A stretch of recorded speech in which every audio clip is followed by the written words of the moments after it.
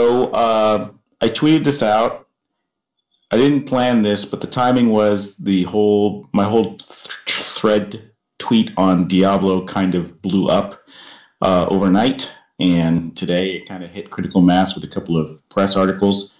So we may get some questions about Blizzard and Diablo. I'm willing to entertain that a little bit, and I'm going to stick around after chat to talk about it if anybody else wants to talk about Blizzard and Diablo.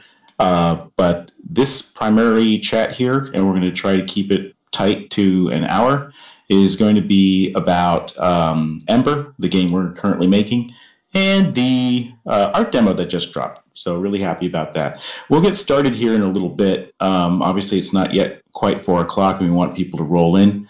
And I'll talk about either Diablo Mobile a little bit, just a little bit. But if you want to talk more about it, stick around after the show, and I'll hang out a little bit more for that. So, hey everybody, welcome to the Discord chat. This was scheduled to be and is scheduled to be a chat about the current game I'm working on. But like I said, I'm willing to take 1 or 2 questions here or there.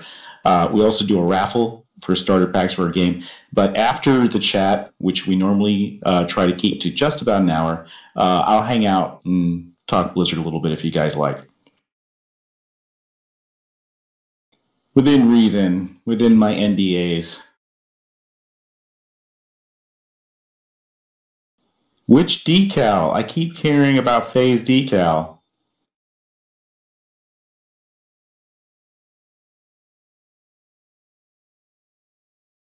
Okay, so for those of you who don't know, Blizzard had BlizzCon over the weekend and had a really controversial incident where they announced Diablo Immortals for mobile and kind of had a tone-deaf PR reply and made some PR blunders there. Everyone was expecting information about the multiple Diablo products that they hinted are in the works, and when that didn't happen and a mobile game came out, and it turned out that the mobile game was being made by a Chinese company, NetEase, and not by Blizzard, then people got really, really mad. So, but what of course made it worse was Game Press decided to blame gamers for it, and that's why we have basically a huge wave of very upset gamers.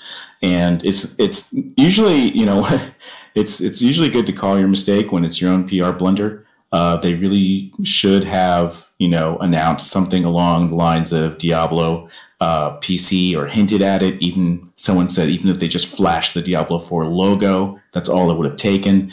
But this misstep by Blizzard, I think, is because of something that I really try hard not to do with Quixa and with Ember, which is losing touch with gamers. I talk to you guys all the time. I'm in these Chief Chats a lot.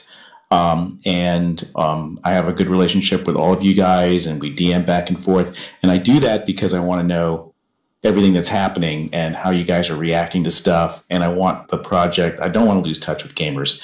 And I will admit that for a number of years, I did not have direct contact with as many gamers as I do now. I was sort of making games in a vacuum.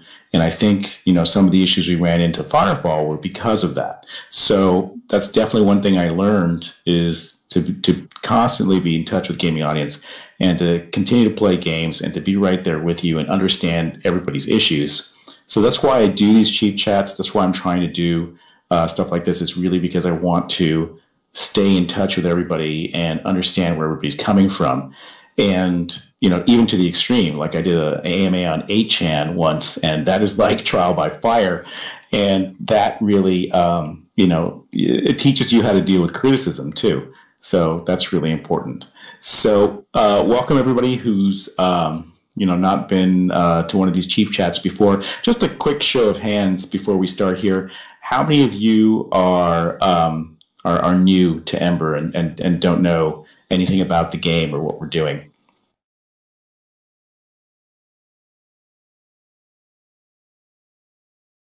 Whoa, quite a few. Okay. Wow, yeah. That's Ronan Deep Strike. He's our community manager, and Toshi. Toshi made almost all the creature art for the game. Actually, all the creature art for the game and the characters. Okay, so I'll tell you. I'll start off with this Chief Chat with a really brief rundown of Ember. And well, thank you for coming. Thank you for coming and finding about the game. Like I said, it's primarily going to be about Ember, but I will hang around afterwards to talk a little bit about Blizzard and Diablo, and I will field one or two questions in the meantime. We do have raffles, so we give away packs for our game that we're developing, which is in a very early stage. So Ember is a game that's basically an online shooter, but it's a co-op shooter where it's PvE. So it's all the players together versus an invading army of shapeshifters and kaiju. And it's played online, and it's I won't say it's an MMO.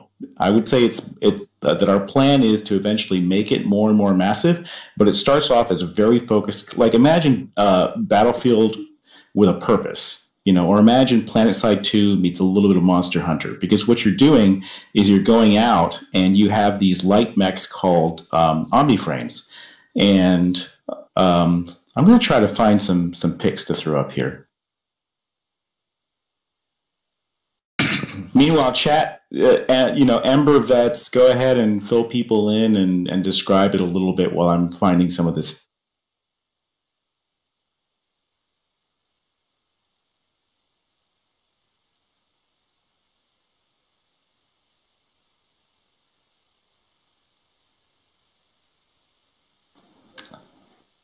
It's really amazing to see this many new people. Ronan, all I'm finding are naval pics. This is an issue. That's reaping the whirlwind right there. Let's see. There was some good pics. Now on our website we have some wonderful art. Let's see here. Well, we want the new stuff, right? Oh, there it is. Yeah, that's the light mech that you pilot. You're actually sit exposed in there. And this is sort of the Razor color scheme. And these are our mechs. Our mechs are not these lumbering sort of things. They're really fast and agile because we're kind of a spiritual successor of my last game, Firefall, which featured jetpacks and gliding. And so they're very quick and they're very mobile. And it's played in an open world on a sort of volcanic, icy planet.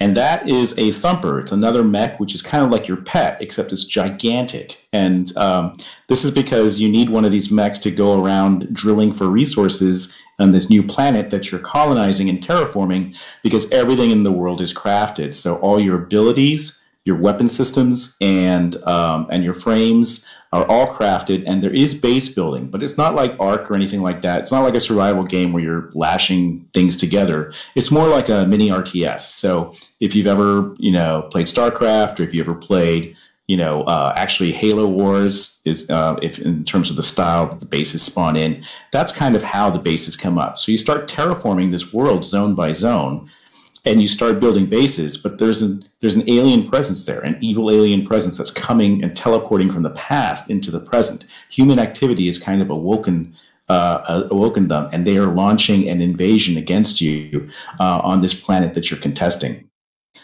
And so you fight in mechs, and everybody, and they are sort of like a biomechanical race of shapeshifters. They actually, the shifters, or the Tsihu, are the alien race that you're fighting, and they, instead of using planes and tanks and things like that, they have giant kaiju as their war machine.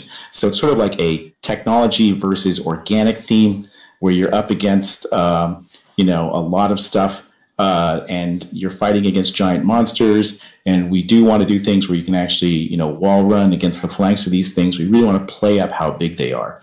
And for the bases that you build, the more bases you build and the more you terraform, the more the world gets unlocked and the more technology is available to you for crafting better weapons and things like this. But it's primarily a skill-based game. So this is not a lot of, there's no leveling, for example. There are tiers of tech, and as you sort of learn new recipes and research stuff, including from the technology that you get from the kaiju and the enemy. You get to unlock more options for weapons and abilities and things like this. Now, the plan is to launch in stages. We're trying to do this completely outside of publisher. We don't want that type of mechanic. This is a shooter first and foremost. And so what we're doing is we are currently in a pre-alpha state. We're very early, where we are getting ready to do a playable mock-up so we can take this game to a Kickstarter. We also use a different form of funding where we do it in milestones. It isn't sort of like a one-drop funding and we're done. We have ongoing goals that we share with the community. And just like if you've ever worked in a game company, if a publisher funds your game, you have to deliver builds to your publisher to prove your work along the way, or you don't get paid. And so we do that with our crowdfunders. And we just dropped a build to our crowdfunders here today called the art build, where we finished all the characters needed for the playable mock-up that we're building and the Kickstarter that we're launching in Q1. And they have funded this through the stages. We've had great fundraisers, 3 so far. They've funded 500, 600% over.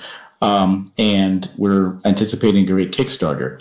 You can also still get in on pre-funding here for the Kickstarter on our website. We created a whole self-portal called my.ember.com, which includes stuff like newcomer packs, which you can still pick stuff up for this current milestone of funding. Then the next milestone will be our Kickstarter, which is the Start the Company funding. That will get us probably to a certain point of playability and also allow us to bring people on full-time, because right now I'm the only full-time person working on it. Everyone else is kind of part-time. Okay, you will see jokes here. You will see jokes about assless chaps because I asked the community for stretch goals. And so when we had funding rounds and jokes, this is very serious to the community.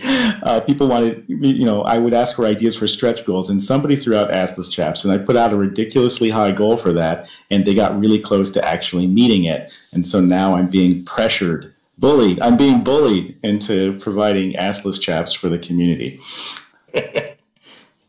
I think I should make them real physical items and ship them to backers, and the rule is you have to take a photo and send it. Oh, okay. Do I have to be involved in sorting through those photos for any reason? Yeah, absolutely. You're the frontline filter.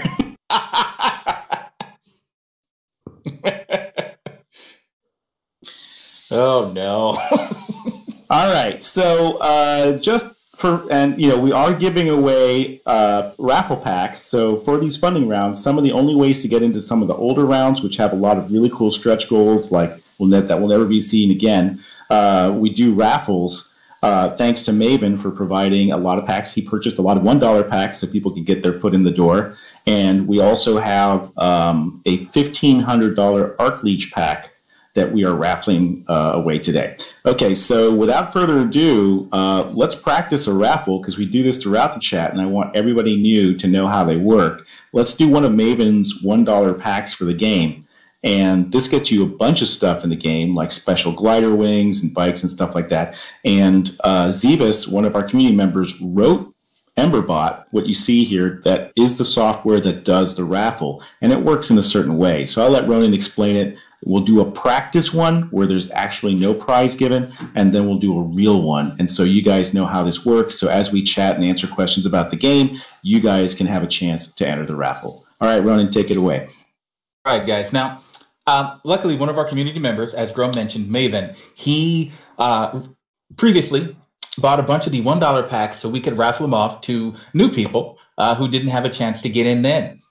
All right. Now, $1, you might think, oh, it's just $1. What's the big deal? Well, remarkably, we had so many rewards for anybody who put in even a single dollar into that last milestone. And so what that means is if you have just $1 in, you get tons of rewards. There are so many things. In fact, let me throw up a link here, a forum thread that kind of breaks down all these things you get just for that $1. And if that's not enough, by having just the $1 in there on milestone 3, you can go ahead and upgrade to all kind of stuff. Great, aren't we?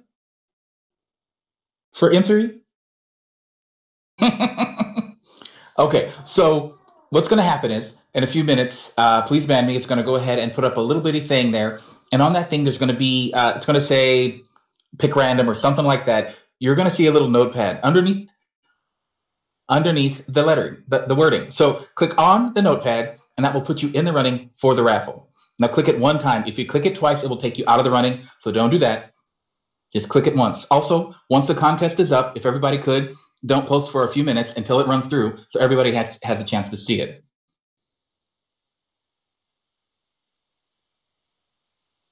Oh, look at this. One of my greeters just gave me an even better way to share this. Excellent.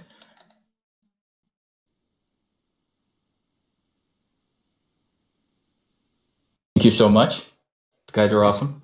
Oh yeah, that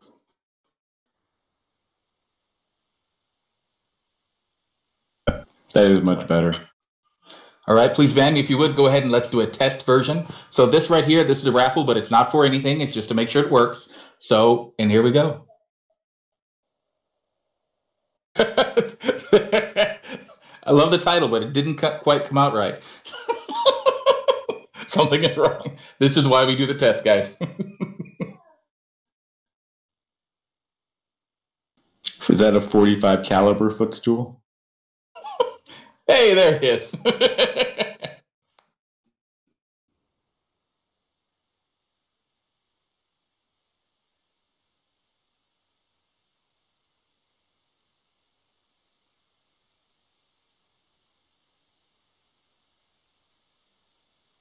You'll notice there are a bunch of other icons. Do not press on the other. Well, you can press on the other icons, but they're just there to distract you. They do nothing.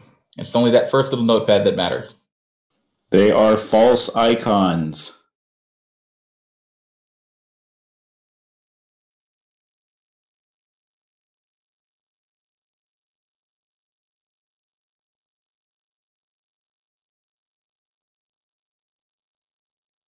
The winner is Juan. Okay, Don Juan, congratulations for winning the test pack. So we're going to do it for real now. So now that you guys know how the way it works, and so we're going to do this. You know what? Let's just do $1 pack for that one. Let's give one to Don Juan just for being a good sport. All right, Don Juan, congratulations. You get the $1 pack, and of course, all the ladies. You don't have to pay anything. The $1 pack is free if you win the raffle. And we are raffling away a $1,500 pack for the game. Okay, so let's do it real quick for real this time. And let's give a $1 pack here away. These are packs that are, sort of like those perk packs what you see for backing of games and that comes with the game and a couple other things. The $1 pack doesn't actually come with the game. It comes with the stretch goals. But we gave so many exclusive stretch goals for the M3 fundraising round. And you can take that pack, and on our website, we've got upgrade buttons. So if at any time you choose, all the way to, the beginning of the Kickstarter, you can upgrade those packs to actually get the game. And you can, at certain levels of packs, you can actually download our progress builds off of our website so you can see where we are and judge for yourself. All right, let's do it, Ronan. One thing I want to add to anybody who wins one of these raffles, send me a PM right here on this Discord, so I can make sure I can contact you and get whatever information is necessary. Give me your email address that you use to sign up. All right, and I'll be in touch with you directly. And his handle is Ronan the Deep Strike Ninja. Right, I'm up there on the top right, Ronan the Deep Strike Ninja. I'm the community manager here. What I got to do? All right, guys. So we're gonna do this again. Please, Bandy's going to put up a little bitty thing there. You're going to see a notepad. You're going to click the notepad. Click it one time. Don't click it twice. It will take you out of the running. So don't do that. And please, please, please, while it's up, nobody else say anything. Just give us a minute. All right? Add button.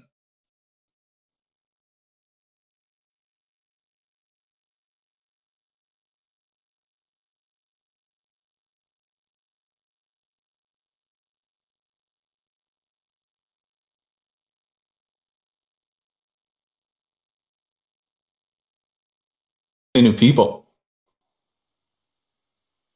Do not click on the other icons, only the notepad on the left. Also, don't double click because that actually toggles you off and on.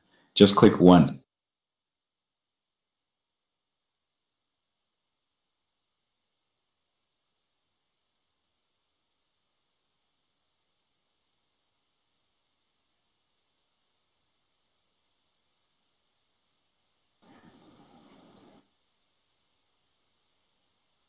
Fragtastic! Fragtastic. I love this name. Fragtastic, send your information to Ronan for your email address, and he will set you up with your prize, which can be claimed on our my.em8er.com website. People are like, I don't even know what I want. I just clicked the icon, but I'm happy.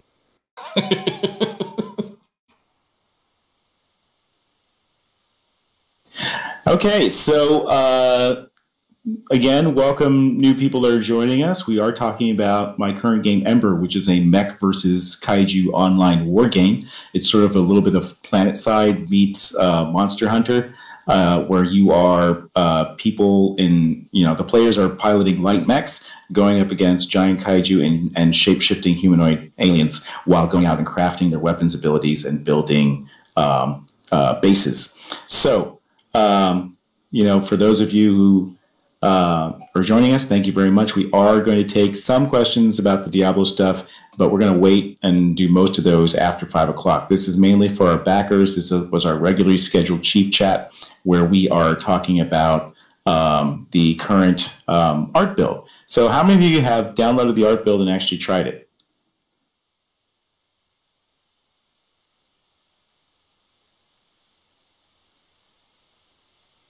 Awesome.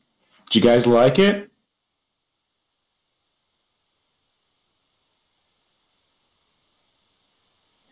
Okay, for those of you who don't know, what is an art build? I've heard of alpha, I've heard of beta. What is an art build? John doesn't like it. He's too busy ripping the assets from it. I don't like it, so I took the code apart and downloaded all the 3D assets for it. Because I'm that way. All right, so basically an art build is where you get to see, thanks Maven, where you get to see our progress in terms of creating the art for the upcoming game, where we are building the playable mock-up that will be used to demo during the Kickstarter. Yeah, we're playing around with the colors, Terracon. I haven't read your post yet. I did see your main link about it, and I liked it. And my plan is to go through, because you've always got a good eye for that, and you always go through all the stuff on it really, really carefully. So first of all, thank you guys for getting us to this point. I mean, it's through your support and everything else that we've been able to build all these models. And we have 7 models in the game. We've got the human male, we've got the human female, we have the medium omniframe mech, we have the category 1 kaiju, we have the thumper, we have the Tsihu humanoid form, where they're armed with ranged weapons, and we have their shape-shifted beast form, where they can melee with you. And the whole combat style is really meant to be sort of fast-paced. It's really meant to be along the lines of, say, Doom 2016, which I really enjoyed. And I want there to be things like glory kills and stuff like that for finishing off these enemies. So that is kind of where we are now. And I know the question is, where are we going with this? So the mechs, there's a lot of questions here. Maybe I should take some. So the mechs do have melee weapons, especially things like the light omniframe can be equipped with 2. And with 2 melee weapons, and the medium frame can be equipped with 2 ranged weapons, and the heavy gets a shield as well as shoulder-mounted weapon system. So in the playable mock-up, you're going to see the missile swarm stuff that you've seen our prototypes for on YouTube. And it has fists, yes.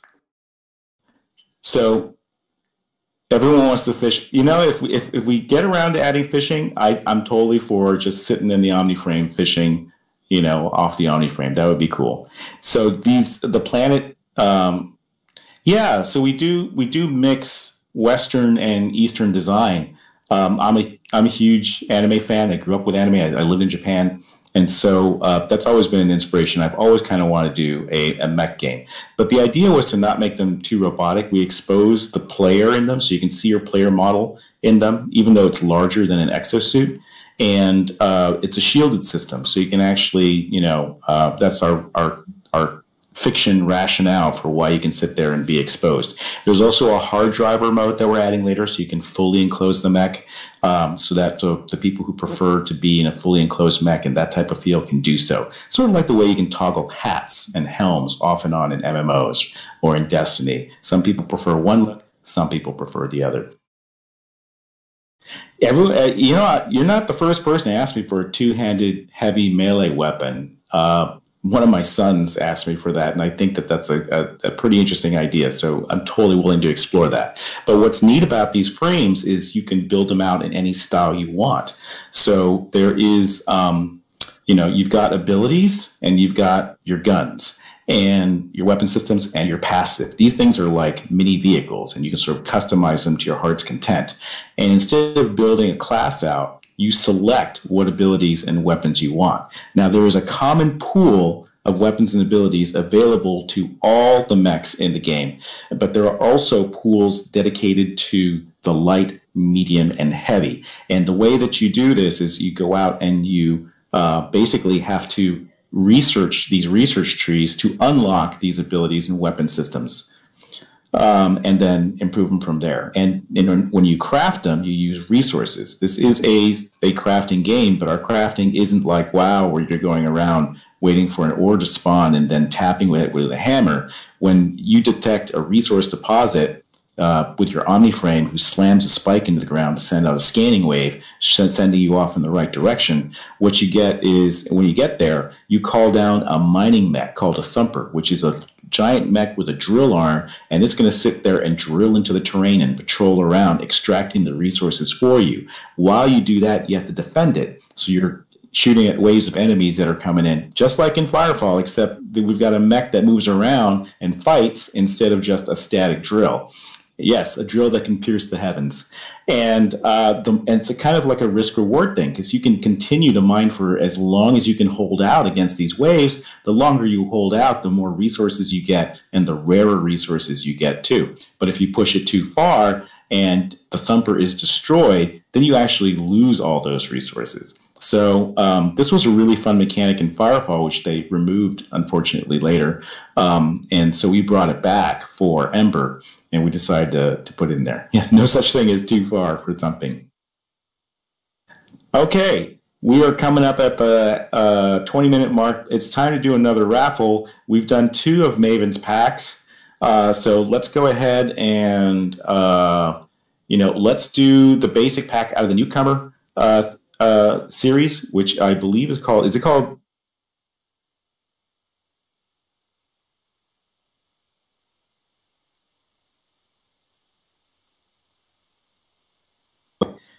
It is called the Forerunner pack.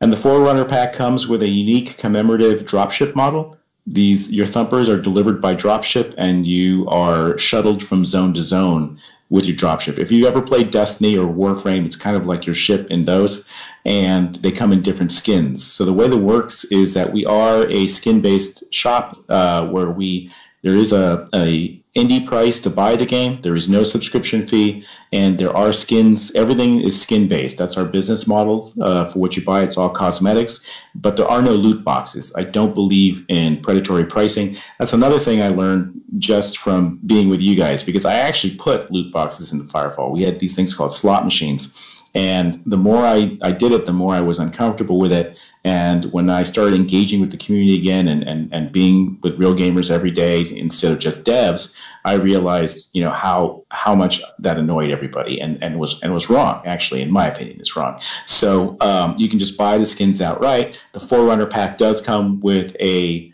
commemorative dropship. Let me throw that out there.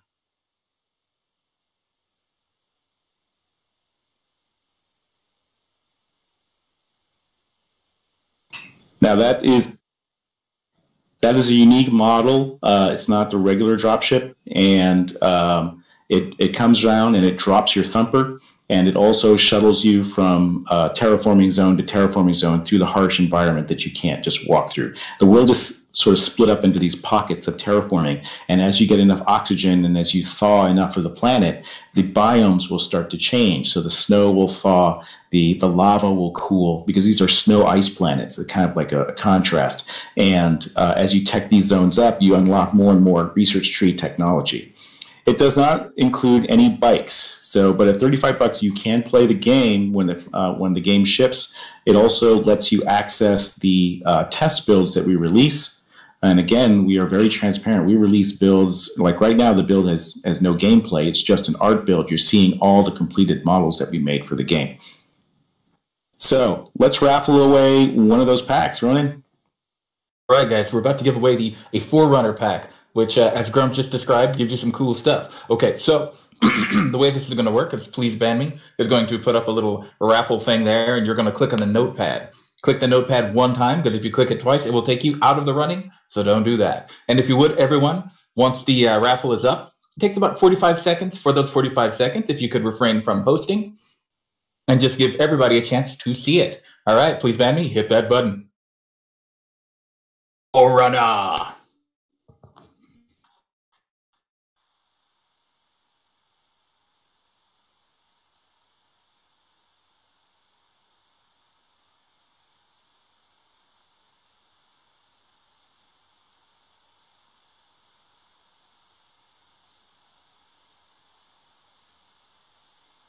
Here, you can see what you win. Pack. Thank you again to my greeters. They're kicking butt today.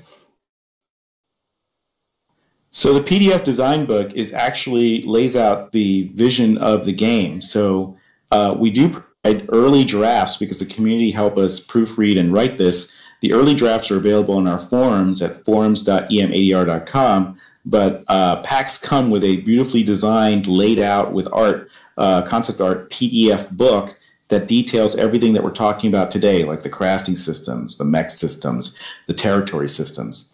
So, you know, oh, congratulations. Biker Dude! Biker Dude, send me a direct message right now with the email address that you use to sign up for myember.com. If you have yet to sign up for myember.com, let me know that in the PMs and get over there and do it right now.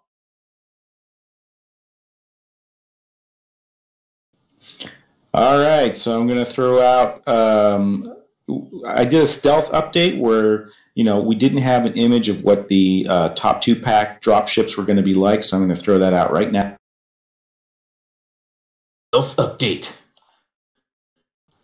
Yeah, I'm gonna start doing this on Twitch maybe when we have a build, so that I can actually stream the build and people can see that. Also, our website's really out of date. It doesn't include any of our game art, so I am going to update that. So some of you are asking, I did say I would take some questions about Blizzard and Diablo and BlizzCon and things like this. So I saw a question about how did I like this year's BlizzCon? Well, okay, for those of you who don't know, you know, I was pretty excited for this year's BlizzCon because of Classic WoW, because I was the original team lead for Vanilla, and I I fought hard to get Blizzard to bring that game back. Nostalrius had done a petition about Classic WoW, and I took that petition and I said I would hand deliver it to Mike Morheim, the then CEO of Blizzard, who was my boss when I was working on WoW, and have a long talk with him about why Nost, you know, needs to be actually applauded for what they did rather than sued. You know, they were getting legal letters, and that Classic WoW would be a great idea to bring back into the world. And so I was excited for BlizzCon. I was going to buy a virtual ticket. I was busy with the art demo, so I couldn't like just hop down to the convention center. It's local to here. But you know, but I was a little, I have to tell you, I was a little disappointed about how they initially time limited it. I heard they lifted it later on. And, you know, just the limits that were imposed on the demo, the fact that they introduced sharding, I thought was very bad for Classic WoW, because I believe Classic WoW has to be about what made Classic WoW special. And a big part of that to me was that it was a much more social game than current WoW. Current WoW is very much massively single player, right? And so what sharding is when you go into a zone that has too many people, they sort of split you off, and you see like part of the population fade out and the other played in. Now they have said that that was just something they were toying with, but I would not toy with that. That is something to me that, for that WoW, the community and social aspect of Classic WoW, that's part of what made it. That's one of the things I would never touch. And, so that was already kind of iffy for me. And then time limiting it. And the old graphics disappointed me too. What I wanted was the Halo approach when they remastered Halo, where they put in all the new graphics, but there was like an instant switch where you could switch between the old graphics and the new graphics, so you could take a look at the difference between the two. I wanted to see something like that because I thought that would have been really awesome, is to have the new graphics in there, even the new animations, which some people don't like. A lot of people tell me they prefer the old animations, but I wanted that real time. I thought for sure Blizzard was going to do something clever to sort of like honor Classic WoW and to make it really special. But what I saw was kind of not just, it felt like a quickie effort, honestly. And then to time limit it and to add sharding, I didn't like it. So, but it's really early. I don't want let's see what happens later on with Classic WoW. I really hope that they do something special. Oh, loot trading. You have to fill me in on loot trading. This is a community request that people wanted. Because I remember I don't really follow much Blizzard news. I'm busy on my own stuff. Anyways, we keep that question. We'll shelve it for later. I'll complete my wrap up of Blizzard. I think the Diablo Immortal announcement was so ill-conceived from a PR standpoint. I have nothing against a mobile version of game of Diablo. In fact, I think it's a great platform for it if you make a Diablo game that's specifically for mobile. I don't think you can just port Diablo and expect it to work optimally. I think Blizzard's doing the right thing by saying it should be its own product. I am surprised that they outsourced it and that they outsourced it to NetEase. That, when I started at Blizzard, that, one of the things I was tasked with was investigating, can we outsource stuff? And every time we tried to outsource it, it never came back Blizzard quality. And we eventually decided that no, stuff has to be in-house in order for us to hit that quality bar, because Blizzard was so hardcore about that quality bar. If it wasn't good enough, we would just cancel the whole game. Now, from what I've seen from the movie so far, it looks good. I don't know how it plays. People are saying it's a reskin of NetEase's game. Maybe it is. Alan Adham, the founder of Blizzard, says it isn't, and he's a great guy. So if he says that, I believe him. He says that they took the UI because that had worked really well for their old game. But NetEase isn't known for making awesome games, right? So this is a huge concern I have about outsourcing it to NetEase when it's a primary IP. It's an important IP for Blizzard, and that would have never happened in the past. And every time we tried it, it was a disaster. So I'm really concerned about that.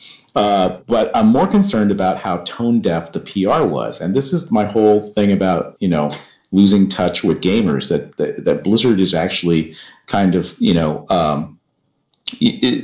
I don't know if it's arrogance. We were always arrogant. I'll admit, Blizzard has always been arrogant from the beginning. But that was kind of like the badass attitude that pushed us to make really good games. But maybe it's grown too large. Maybe it's grown too large, and because the company is so big, you lose touch with everyday gamers because you're so rarefied that you're held up on a pedestal. And if you talk to a gamer, it's sort of, I don't know. Maybe it's just you're not getting the right feedback. People aren't telling you stuff to your face. Also, Blizzard's very stratified internally now. It used to be that when I was on the floor, I sat with everybody else out in the open. You can read about that in John Stott's book. He kept a diary on the making of WoW. He had a great Kickstarter on it that I helped out with. And you can check his book out if you want to see exactly how I operated on WoW. But I sat with the team. And honestly, anybody on the team could tell me anything. And it was like talking to gamers, because it was literally like a forum where I would sit in my office, and if we made a move that was bad, I would get flamed, but it would be in person. There would be a line out my door with people yelling at me, and then we'd have a meeting and we'd talk it through and everything else. Now that doesn't happen at Blizzard. Blizzard is so big, the managers are actually key cards separated from the rest of the employees. You got to badge in even to reach the management floor. And there are tons of meetings now and tons of bureaucratic process, because this is sort of what happens in a big company. You can fight that. You can remove layers of management, which is what I think you should do. Elon Musk in SpaceX does that. He goes in and he hacks out layers of middle management in order to keep that flow going. But that's how you keep in touch, right? That's how you keep it real. And I believe that Blizzard's gotten so big to the point where they have an internal culture that no longer understands gamers. I think the devs do. I think the frontline devs they're doing everything due. I worry that upper management doesn't. I worry that they especially since a lot of them have left. A lot of us aren't there anymore from upper management. That isn't it. Anyways, okay, that was a long thing about Classic WoW. I do have to. This Discord chat is for our backers for Ember, our mech versus kaiju game. People want to know what's coming out. Yeah, I'm going to get quoted out of context all the time. I get quoted out of context all the time because, game media just loves to do that. But in any case, I would like to abuse my power for just a moment and request that can you get them to allow Worgen to be monks? Because what the heck? I'm telling you, a lot of the old schoolers left. Pardo's not there. Metsons aren't there. These are the guys I went to lunch with, right? Mike's not there anymore. I mean, I emailed Mike the other day, and I said, "Hey, thanks for growing the company." He said, "You took the company to a place we couldn't have before," but he's not there anymore. So, I don't know Jay Allen Brack. I don't know except for his famous quote, which kind of inspired me to jump in there to do the WoW petition to get WoW Classic started with Nostalrius and Soda Poppin and everybody else. But I don't think I got any sort of pull like that. I can't get you, Oregon. I do know the Hearthstone team a little bit. I know like the leads on the Hearthstone team and things like that. All right, Ember talk. I did promise that. All right, so for Ember, what we are going to do is we are going to deliver regular build milestones. And the first one we're going to deliver is a minor tweak update to the art build we just delivered based on your feedback. Again, I really believe in the community, especially for a crowdfunded game, and that feedback. And you told us the music's too loud. Okay, so we're going to increase the ducking on the music. We're going to give a pause in between so that you can hear my narration. There's kiosks in the game that you can interact with where I talk about game aspects of each of the different models. We are also going to include graphic settings, because right now, the graphic settings are locked to above maximum. They're actually defaulted to Unreal Cinematic quality. And so if you didn't have a 1060 NVIDIA card or higher, you got a really crappy frame rate. And that's not acceptable to us. So, we are not optimized yet. There aren't even LODs for the models yet. But what we are going to do is have auto-detect graphic settings, and we're going to have a graphic setting panel so you can tweak it down.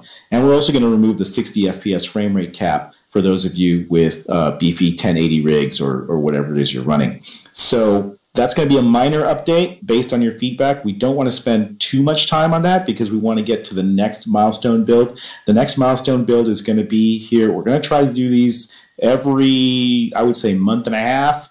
And the next one we're going to drop is Terrain, where we are going to build out the demo zone that's going to be featured in the Kickstarter, and we're going to give you enough space. We have to give you enough space because this game has gliding in it, and people love gliding in Firefall. You can deploy glider wings on your mechs. You can't fly with them, but you can drift over large distances. Really popular feature of Firefall, and so to do that, we need to increase the terrain. ETA in the terrain demo, I don't know yet, but like I said, we are shooting for these builds to come out every 6 weeks to 2 months in that sort of time frame, and we are using a couple things to build this. Yes, we have thermals for gaining height. This is an icy volcanic planet, and we actually have a prototype that you can see on YouTube where if there's lava on the ground and you glide over them, you get lift, so you'll get buoyancy out of that. And that sort of allows you to ride the thermals farther and farther in zone. It's another form of fast travel in the game in addition to skimming. So for the landscape, are we going to do terraforming? No, you're not going to see terraforming for the demo. We're just going to do the ice lava theme. But the idea is that terraforming goes through 4 stages. And because we are a tiny team, I'm not promising real-time translation, real-time terraforming where we see it shift between zones. It'll be more like when you zone back in or on a certain day, you will see it change. That said, I'm interested in seeing if we can actually realistically, with our team size, do the terraforming over time. So that's something we're going to look into. When zones terraform, you don't know what they're going to end up as. They could end up as, a desert, or they could end up like a lush jungle like we had in Copacabana.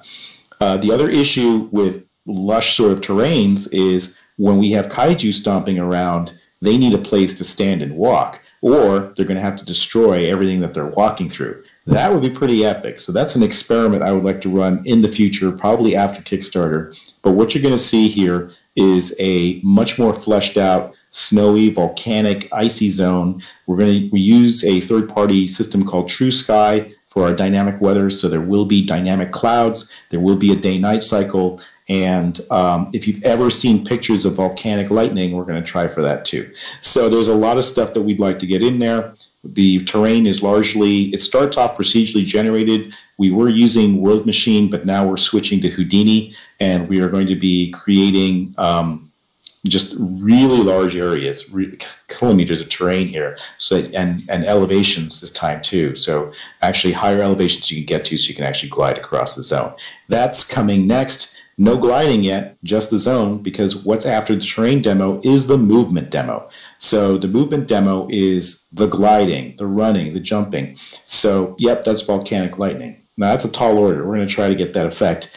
But we did some advanced effects already, so we're gaining confidence as we go along. The beasts have a ferrofluid on their backs. Ferrofluid is, for those who don't know, it's sort of like that magnetic fluid that responds to things. They're shapeshifters, so we were going to give them ferrofluid on the back, and Ricardo pulled out a shader that did it awesomely, so we did that. The Tsihu tentacles are also procedurally animated. Those are driven, and they flare up, so when they aggro or they take damage, the tentacles actually get more agitated. Yeah, sharding and tentacles. Yes, those are the words of the chat.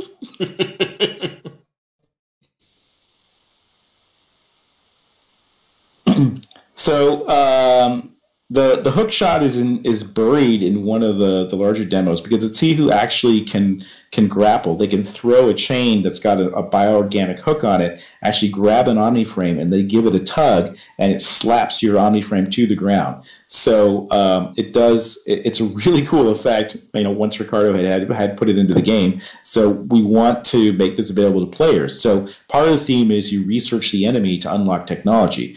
That's because if you've ever played XCOM, that's like one of my favorite old school games of all time. And I loved researching alien technology to build more and more stuff.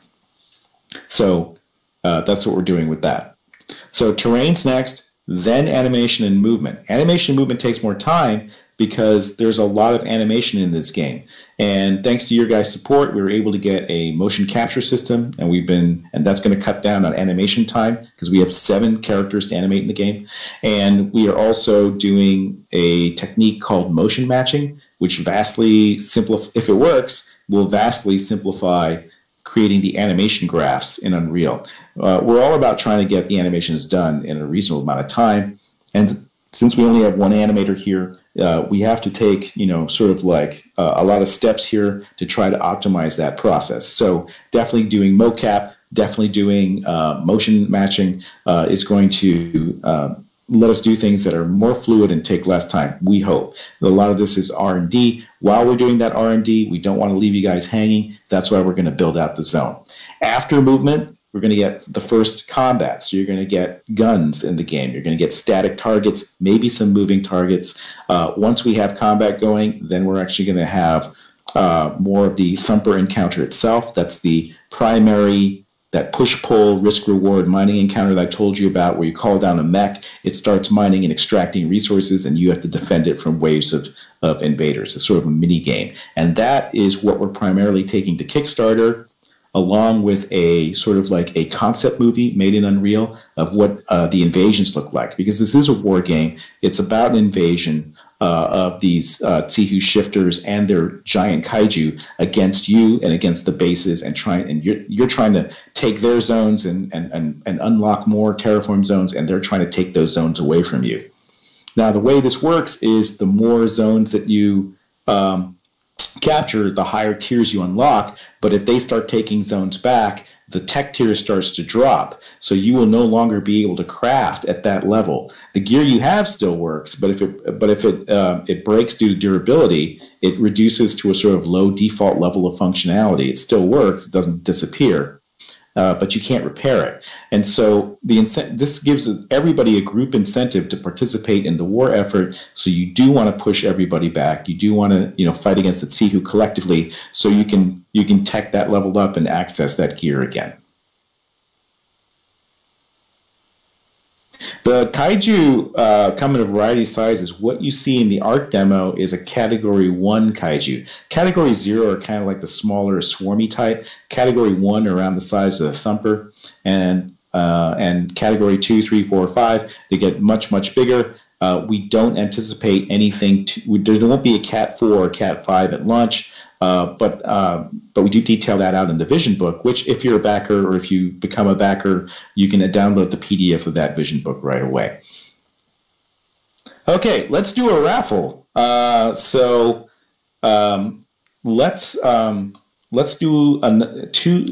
these in rapid succession, where we're going to do two of the Maven's $1 M3 packs, and then let's do another Forerunner pack. And these packs are upgradable on our website. Okay. All right, guys, we're going to do another raffle. So what's going to happen is, for those of you who are joining us, we like to give away, backer packs, because we want everybody to have a chance to get in. Now, what happened is, months ago, during our Milestone 3 campaign, one of our wonderful community members, Maven, bought a bunch of extra packs so we could give them away. So those are what we mean when we say the Maven $1 giveaway. Now, the cool thing about that is, even though it's only $1, during that campaign, we gave away a ton of stuff for that $1. It's truly amazing. I'm going to put a little thing here so you can see what I mean. Here we go. Go ahead and click on that image to see all the things you get just for $1. But even better than that, having that $1 in there allows you to upgrade to get even more stuff, including a copy of the game when it drops. And here in a moment is Please Ban Me is going to put up a little bitty post that also has a little notepad under it. To get into the raffle, click the notepad. Click it one time. If you click it twice, it will take you out of the running. So don't do that. And then also, guys, while it's up, I need to remind you, you also, only for those people from like Milestone 3, really cool bikes. It's just a cosmetic thing, but it's a way to travel that is going to be unique to early backers. So you definitely want that. All right. Okay. So Please Ban Me is going to go ahead. He's going to put this up here. You're going to click on the notepad, and it's going to put you in the running. And guys, while this is up for about 45 seconds, please do not give us a minute so everybody can have a chance to click on it. All right. Please Ban Me. Hit that button.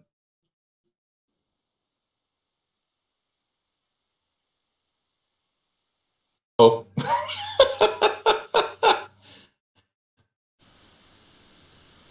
Fun, guys. Technical difficulties.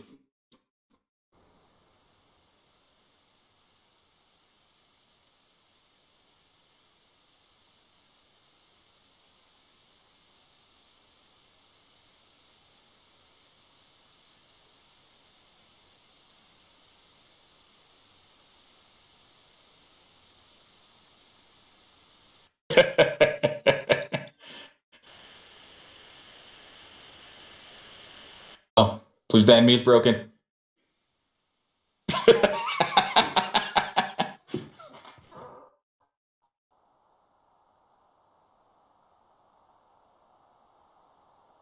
Hey, there it is. Okay, guys. So everybody stop posting for just a minute. Click on that notepad.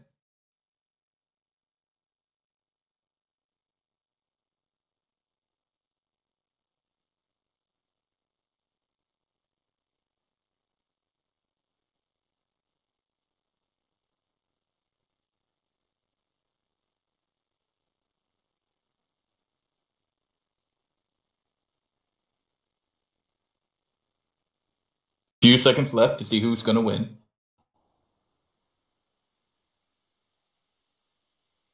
Remember, when you win, send me a direct message right here on the Discord and give me the email address that you used to sign up on myember.com. Winter! Winter won. Oh my gosh, Winter. So sometimes you win a pack and you already have the stuff. So if you already have it, you can gift it to somebody else. All you have to do is tell Ronan about it, and he will take care of that for you. We'll find a way. We're going to do another Maven $1 giveaway. We should change his name to like Magnanimous Maven. Or Maven the Magnanimous, something like that. Absolutely. All right, guys. So here we're going to do it again. A little line of that mentions the giveaway, and there's going to be a little notepad. You're going to click on the notepad one time. Please ban me. Hit that button. All right, we got it right in first run. Excellent. Everybody hit the button.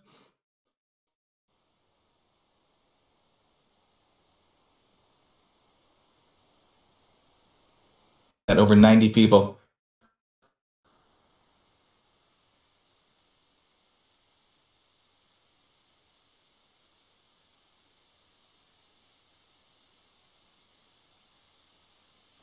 So while that's going on, you can sign up for the mailing list of the game at my.ember.com. That is the membership site for the game. We are completely redoing the main website. That's actually next on my list here because we have a lot of new people and a lot of new graphics to show off for the game. So you can expect that web refresh to be coming out here. Shoo, congratulations.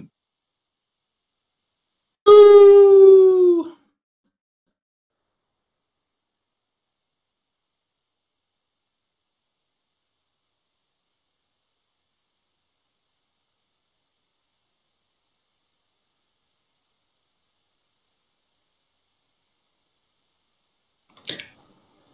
Awesome. So definitely send your email to Ronan, the Deep Strike Ninja, if you want a prize, and he will take care of you.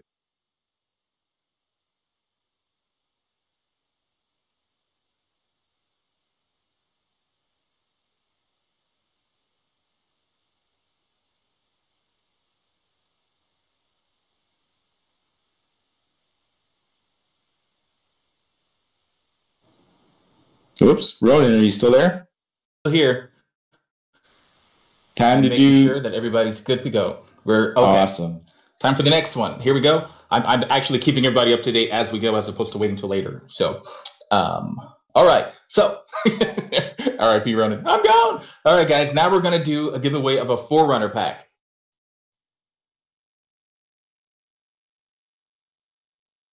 Sure, I put up what that looks like for you.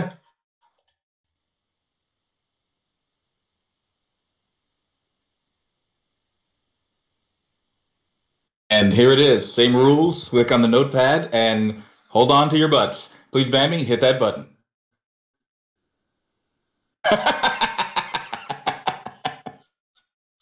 Oops.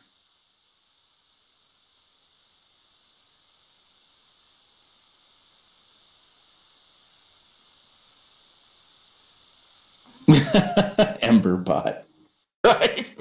When was that added? I don't remember that one. I don't know. There it is. All right, guys. Hit that notepad. Hit it one time. If you hit it twice, it'll take you out. That's the real one.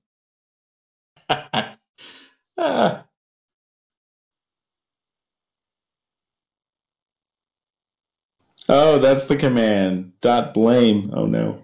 Okay, nobody type in chat because we want everyone a chance to click on that notepad. Now, despite it saying the Maven $1 pack, this is actually for the Forerunner.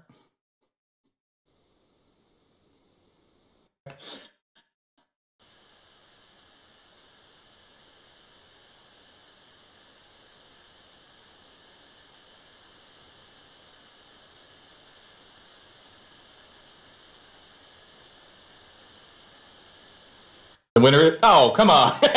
Oh, man. Well, he actually wants that one, though, right? Okay, we're gonna do this one more time. We're gonna give away one more pack and only one more same pack, but this time, Winter, you are not included. You are excluded from this pack.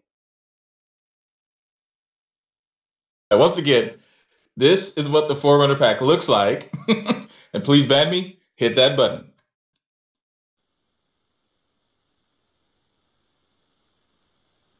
Yeah, all right.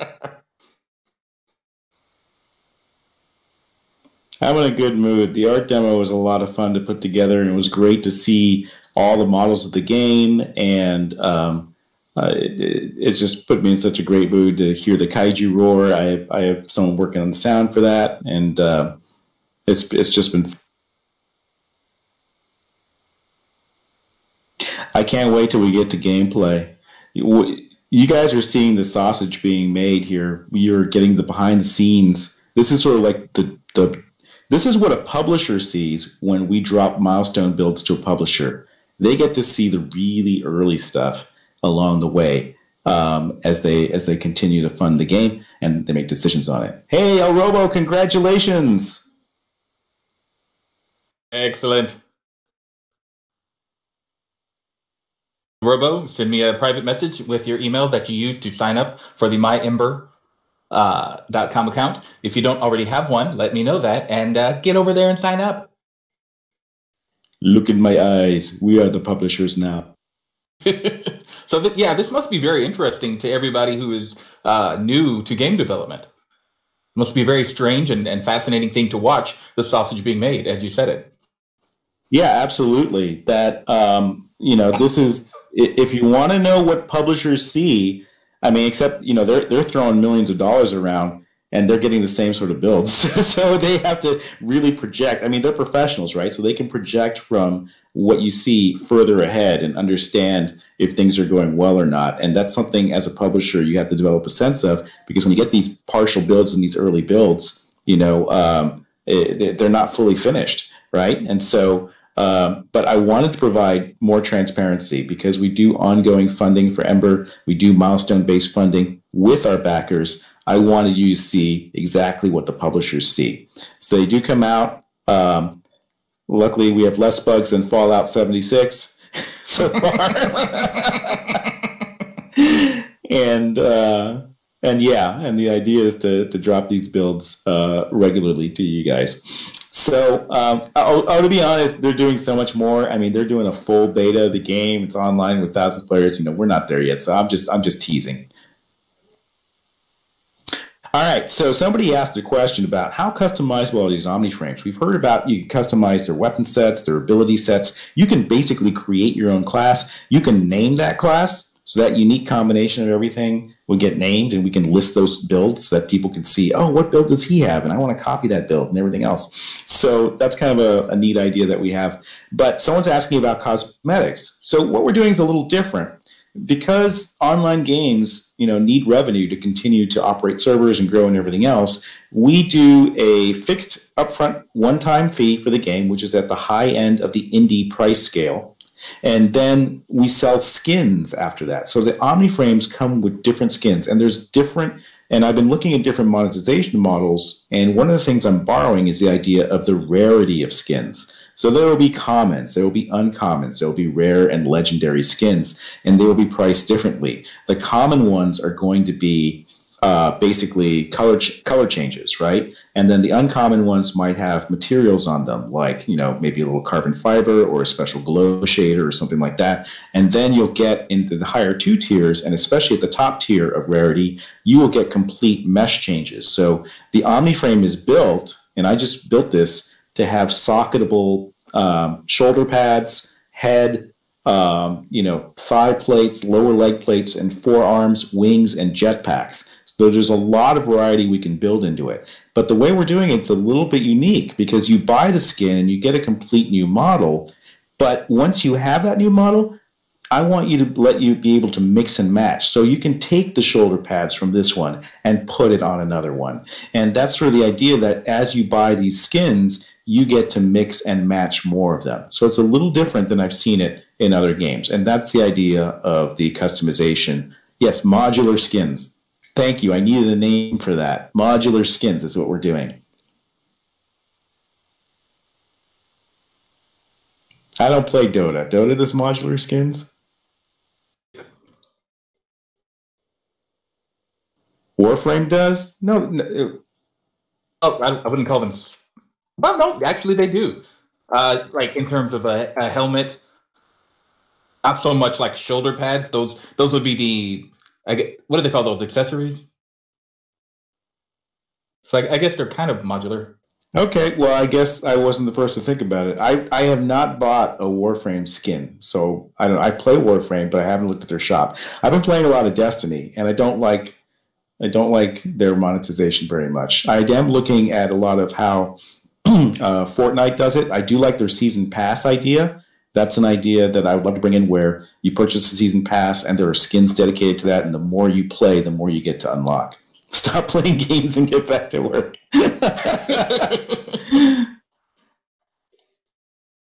Yeah, so I definitely want to do. I think Fortnite does monetization really well. That's one of the things I'm looking at. Modular skins is the other thing that now that I've actually finished building the Omni frame and I've split it out, it's something we can do. That's something that we're going to be able to do for Ember. If I may, I'd like to bring up a couple of questions and requests people have had for the art demo and things like that. A common question or request is for some kind of free camera for the art demo, so we can kind of just disconnect from the character and look around at the models and things like that. Yep. We do need a fly cam. We need it anyways for taking screenshots because we're developing the web stuff. You know what? Let me look at that. Let me put that in the minor update. That's a really good idea. It's an idea that we need is a free cam so that we can just go around. You can switch to first person in the art demo with the C key. With the middle mouse button. C key calls down the thumper, which is sort of like an Easter egg. You can actually call down the thumper. He patrols around. You can trigger some of his emotes with the number keys. And the other Easter egg that people don't know about in the art demo is if you want to see how the Tsihu dynamic tentacle system works when they aggro, you can press the G key. And the G key will flare those tentacles up so you can see what that looks like when they aggro. Ooh. I didn't know that. I got to do it. You do not need to upgrade. We know the art demo lags because it ships at default settings, which are like cinematic settings. These are meant for cutscenes. What we're getting in the we're doing a minor refresh of that build this week. It will auto-detect your rig and set the graphic settings appropriately. So you will see a big boost in frame rate. Not the final optimization. We got a long ways to go. We have to generate LODs and stuff, but you will see a much more intelligent response to your rig. So for those of you experiencing low frame rates right now, hang on to your boots because we are doing an update and you will be able to download a build that runs a lot better pretty soon here. Awesome. Another common question is about the scale of things. Some people feel that the it's too big or too small, or that the Shihu and Beast form is too big or too small. Are the sizes of everything, is that set in stone, or is there still some amount of playroom there? Well, you guys know that we completely redid the Omni frame based on your feedback, right? So I am taking feedback and stuff. Now, we do have a very strong vision of the game. So, obviously I'm an opinionated guy, but I do listen. The sizes are up for grabs right now, though. We threw that out there. I set some initial sizes for it. I'm also looking at it going, oh, is the beast large enough because he's got to grapple with the Omni frame? What are the scales? So we're going to start a feedback thread here, I think officially pretty soon in the forums where you can leave that sort of feedback. And I do, as you know, listen to you guys and read everything. Awesome. I know those are probably the two most commonly brought up things. So any other questions out there, guys? Well, someone asked, is there going to be a tech tree? And so that is something that I'm planning a first pass at as one of the updates to the Living Design Book. We've got the Design Vision Book PDF out there that backers can immediately download from our site. As soon as you purchase a pack, or if you are a backer, there's a download tab and you can pull that down.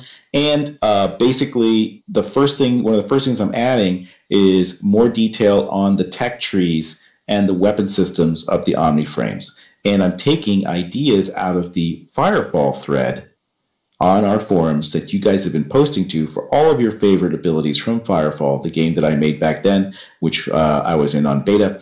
And I'll be looking at that, and we'll be building out some tech tree ideas there. What is a living design book? Well, basically, this book will be updated on a monthly basis going forward with small updates. We're going to include the lore drops for this one, and probably then the ability stuff a little bit the month following after that, and that'll be part of an ongoing subscription plan. There is a subscription plan for not for the game, but it's sort of like people have been asking. We got a lot of requests for, are you guys going to have a Patreon? It's like, no, we don't want to be on Patreon, but we do have our own dedicated website for this stuff, and pretty soon we're launching a subscription program, and you're going to get a couple things with that. You're going to get the living design book. So every month there will be an update to that book as we flesh stuff out and flesh the vision and the actual design of the game out, and you guys can give feedback based on that.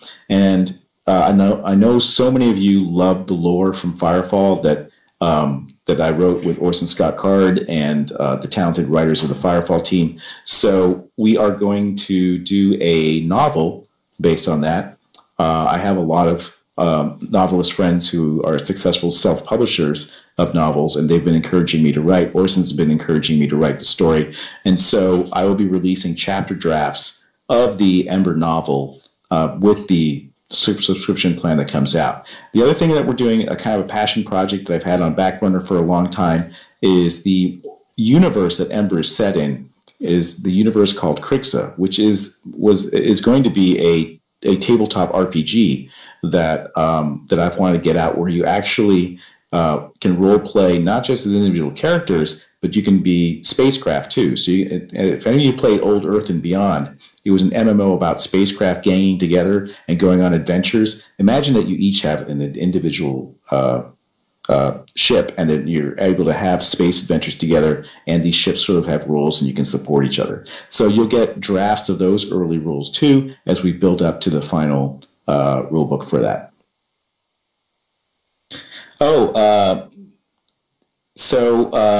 So yeah, I hope that answered your tech tree question. Tech tree is coming. I know you guys probably want to see like a PoE style gigantic map sheet of the tech tree. I don't know if we'll have that, but we'll build our way up to it, and you can see that in the Living Design book.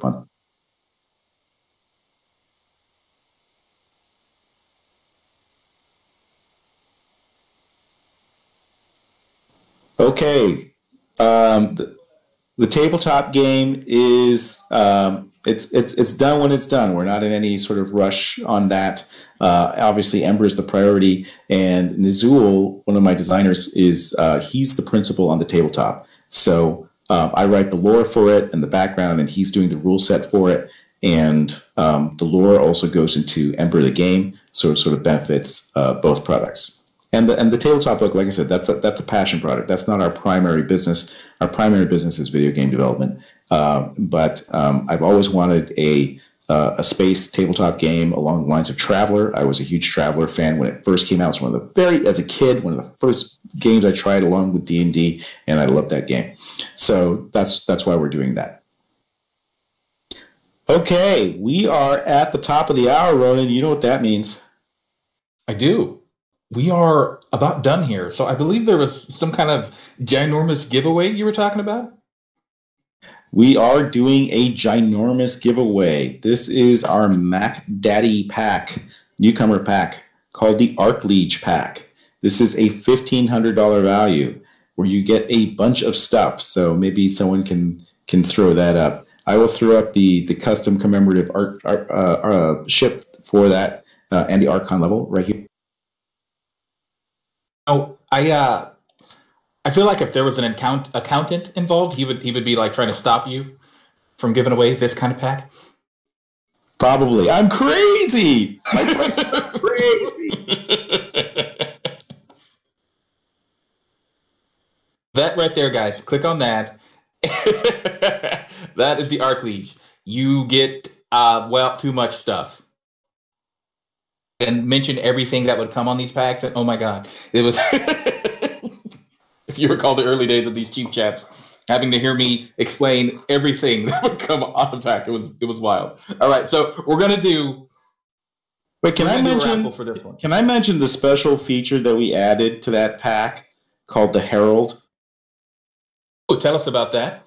So we added this a little bit later on to make the pack feel more special. What the Herald is, it's an announcement thing. When you come into a zone, there's going to be a radio transmission to the whole zone from one of the NPCs announcing your presence on the field. So it's sort of like, Captain on the Bridge or Admiral on the Bridge. So your title, your custom title, and your Herald will be announced to the zone when you come in. Now, we're comfortable doing this because there's a lot of there's going to be several zones, and there's not a lot of these backers at this level. So yeah, so be prepared for Deep Strike has entered the field or something like that.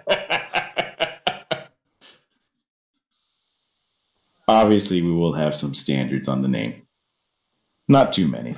We prefer innuendo more than actual, so be clever.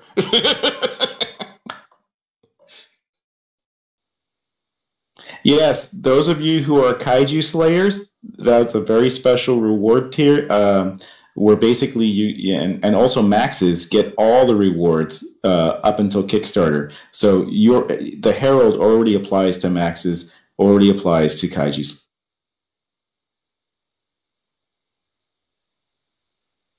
You can go stealth mode on your Herald, and you can also turn it off globally. So if people don't want to hear Heralds, they don't have. Awesome. All right, let's do this. Let's do this. Okay, guys. Raffle of the day. This one is for the Big Daddy, the Mac Daddy, the Big Papa. Okay, we're talking about the Archliege. There is so much stuff that comes with that. It's a $1,500 value because the Grums is crazy. I feel like this is an old commercial. This is wild. Okay, so what's going to happen here? Please Ban Me is going to put up a little bitty bit of text, and underneath that text, it's going to have a little notepad. You're going to click on the notepad, and that will put you in the running for the Archliege. Okay? Can I say this is major? So here we go. Please Ban Me. Hit that button. No comments while this is up, or you will be temporarily muted. Do not double-click that notepad because it will just toggle your vote. Do not click on the false icons that people put up. Those are just favorites and comments. Over 100 people.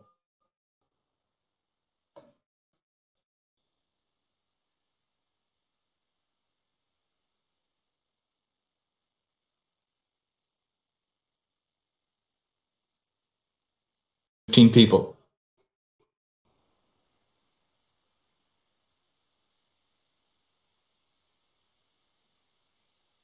Dingo, I was going to ask him about that myself. And Robert, yeah, we were thinking the same thing. Oh my God. Oh my God. What? No, we got to do that again. Don't worry, Bambi. Your staff. Devs get taken care of. What are you doing? Click. You started the raffle. Don't worry, you're not going to lose out on anything. Your staff. But let's do this again. Jeez. All right, guys. Or people are really going to think this is a rigged game. Yeah, that would not end well. Okay, so we're going to do it again here. Nobody on staff click this, please. All right. Okay, please ban me when you're ready. Hit that button. Look at Fillmore.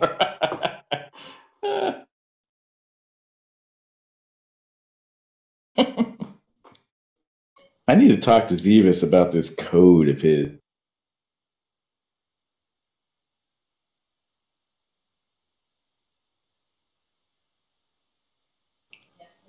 No, it's not the Archon pack. It's the Archleech pack. But that's okay. We know what it is.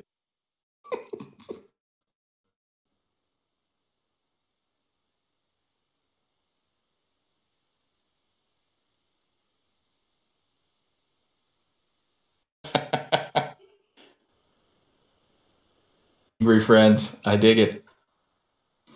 3 seconds. The winner is... Ooh. Congratulations!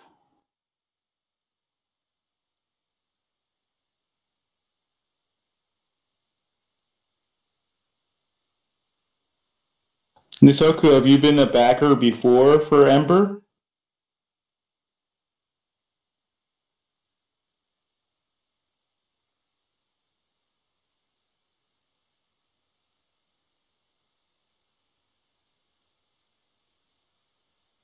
Firefall.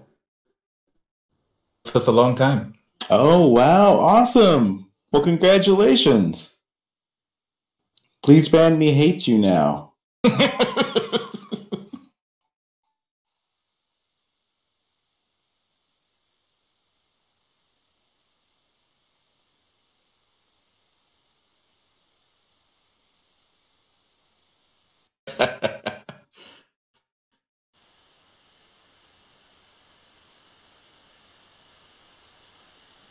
Wow, that was awesome. And not rigged. Completely not rigged.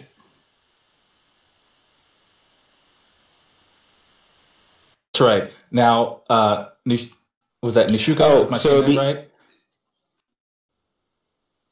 right?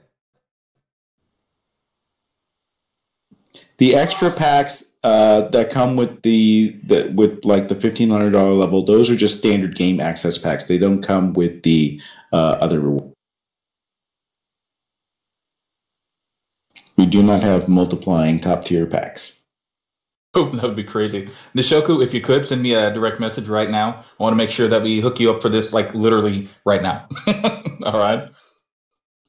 That is so awesome. And don't worry, please ban me your staff. So, you get the goodies anyways. So one thing that I want to do is we are at the end of the hour. We try to keep these to an hour, but I'm going to keep it open because we have a lot of new people. But I did promise that I'd be willing to talk more Blizzard, more Diablo stuff. So I'm available for that. But I'm also going to talk about Ember stuff. We're just flipping the ratio a little bit or keeping it about 50-50. And I don't know if Please Ban Me or Ronan have more time, but I'm willing to do more Maven dollar giveaway packs for M3, which gets your foot in the door during this talk. And you can upgrade that to do things like become a full backer of Ember and download the builds and things like that. I think I can stick around a little bit.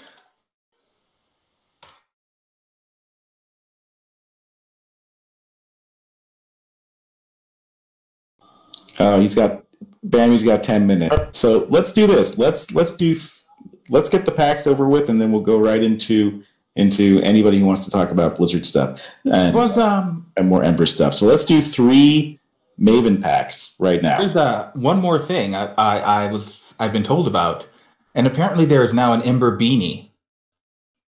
Oh, there is. There is. Fillmore Store now has an Ember beanie and there are Ember t-shirts. And so he does operate that store. You can put that link up there and the pic. And I'm told that we can raffle one away. Ooh, awesome. Do that here in just a moment.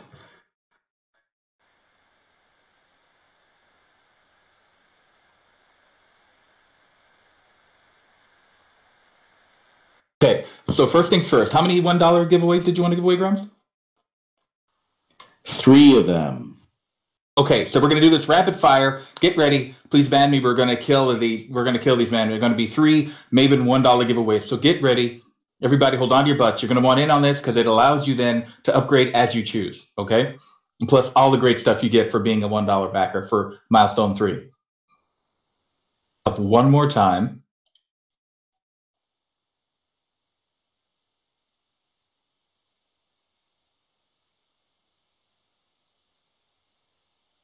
And he's playing the game. He's gone.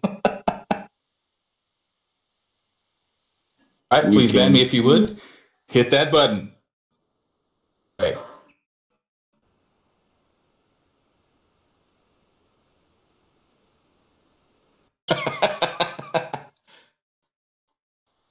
Ronan, please ban me. Is at this very important meeting, apparently called a video game called The Forest. Okay, just a minute. Let me. All right.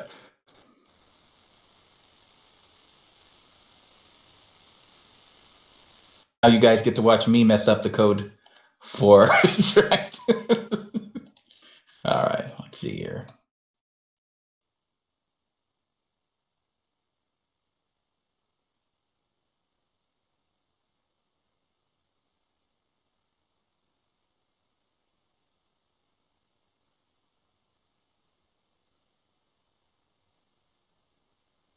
I'm just going to make sure I remember how to do this. This is just a test. Good. Thank you.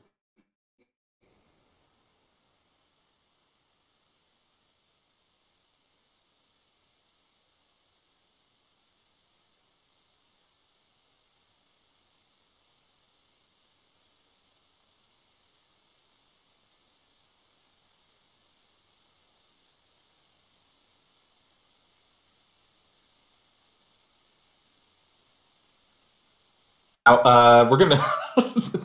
Okay.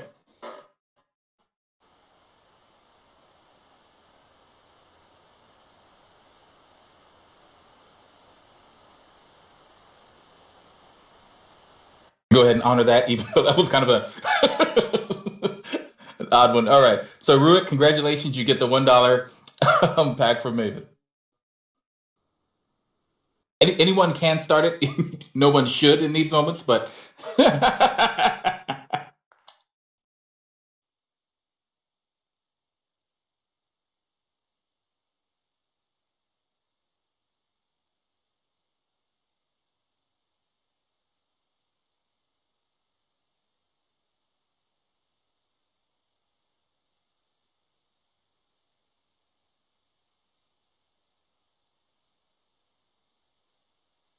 Just a moment. We're going to throw it up here.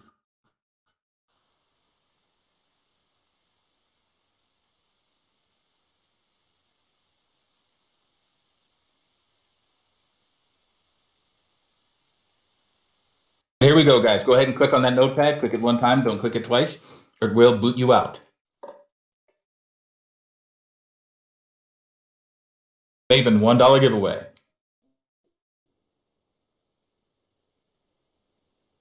Remember, when you win this, if and when you win this, send me a direct message right away. So, and give me your email, the one that you use to sign up on myember.com, so we can get you set up with your prize right away.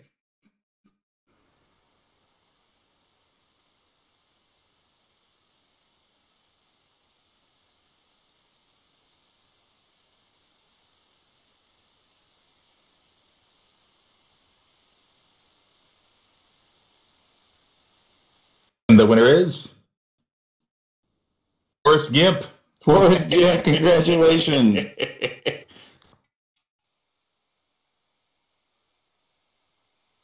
Excellent.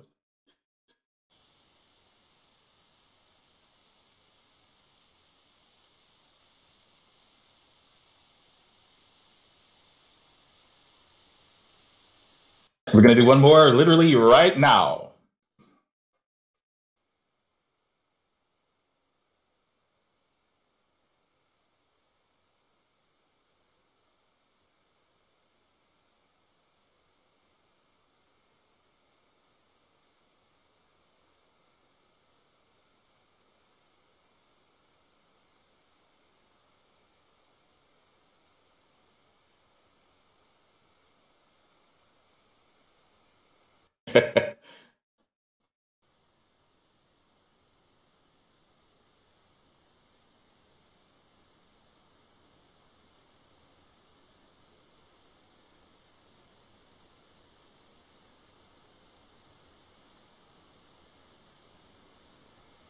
The winner is, come on, 505.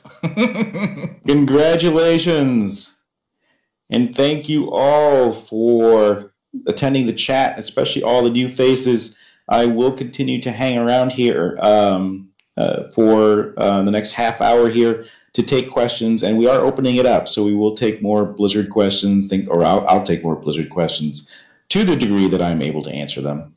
I know that somebody just threw out a video up there, and so I know I'm going to get deluged on Twitter here pretty soon.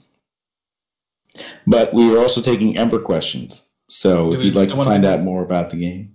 Oh, do we have one more? Do you still want to give away the beanie? The beanie? Oh my God, the beanie! How could I thought we did the beanie. Okay, we gotta do the beanie. Gotta do the beanie. The beanie is like a Firefall tradition, and Ember is a spiritual successor to Firefall, so we have to do the beanie giveaway. Let's do it. I just want to let the staff know we actually don't have beanies already, so technically we're allowed to click on this, right? All right, guys. We'll get you beanies. All right, here we go. Everybody ready? And get that beanie.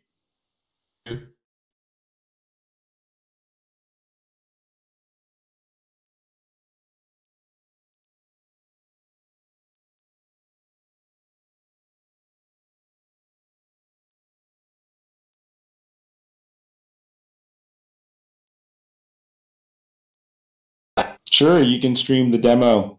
Backers are allowed to stream it. And yeah, you can put a link here.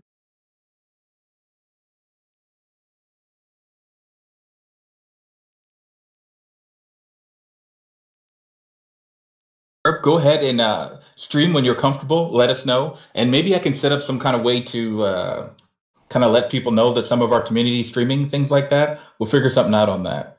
And the winner is Grizz. Congratulations, Grizz. You get a beanie. Grizz has won a warmer head.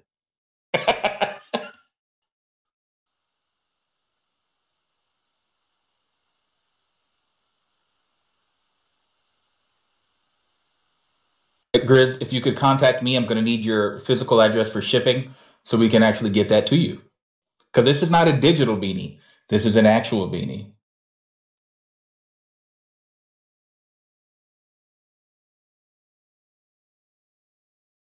That's a good question. Which question?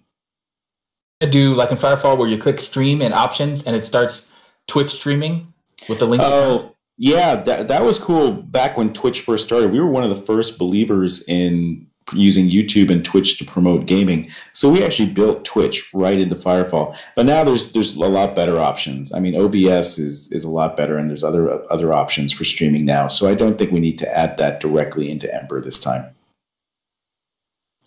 You know, Longren, I am warming up to that idea. So yes, I'm going to look at giving you a slider to control your distance from the cursor when you're in third-person mode.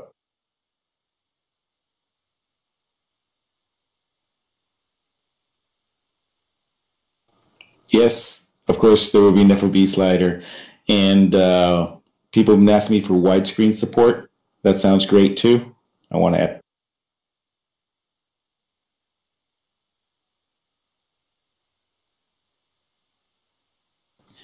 All right, guys, thank you for attending the chat. I will be hanging around here for any additional questions. We are turning now more towards the Blizzard side of things because I know a lot of the newcomers here, they came because of that controversy and my stance on it, and I'm willing to talk about that here for a little bit. Oh, there's no temperature management. You're thinking about, like, what's that game? Was it a Konami game or no? Shoot.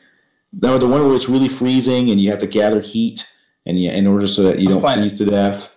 Lost Planet. Yeah. No, there is no Lost Planet mechanic because there's a lot of combat to manage here, and I don't know if you can juggle that too. But the thermals do give you lift over volcanoes and things like that. And there are areas outside of terraforming, so it's sort of like a bubble, right? So if you cross the terraforming boundary, it gets cold really fast. There you might have some thermal management. That might be interesting, especially for future adventures past the edge of the zone, perhaps. That could be an interesting mechanic for that. But that wouldn't be till after launch. We do this in stages. The game is a very small team. This is the first time that I'm doing it without going out and raising venture capital or publisher-based money. I'm going to try to see if I can do it without that as much as possible, and in order to retain the freedom. And so, we have to be careful about what features we add. But if I were to allow you to explore outside the bubble of the terraforming area, a cold mechanic from Lost Planet would be a very interesting thing to explore.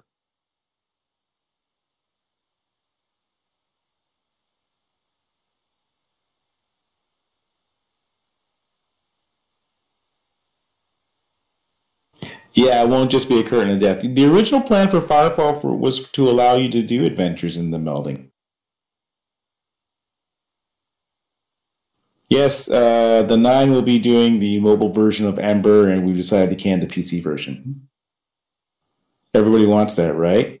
I mean, you all got phones, right?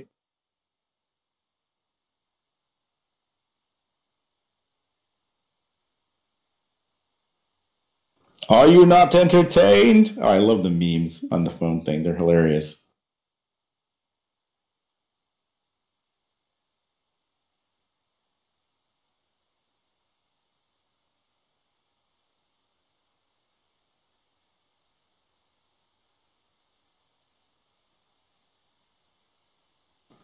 Oh, I know everyone's upset about Diablo Mobile.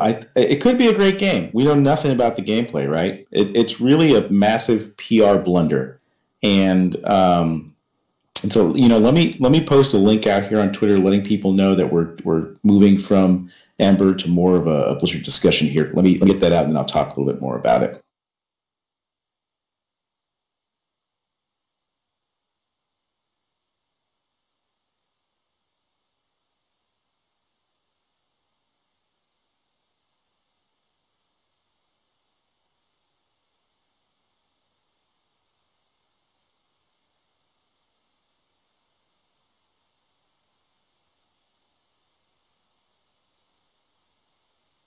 A couple of questions I missed here. I will answer them while Grums is handling that. The $1 pack does not give you access to the game on its own. You do have to upgrade to get the actual game when it releases.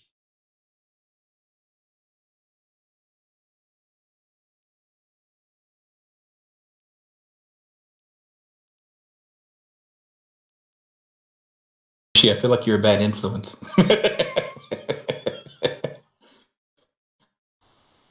Okay, I just tweeted out the link, so we'll wait for some more people to get in here if they're interested in talking about this stuff.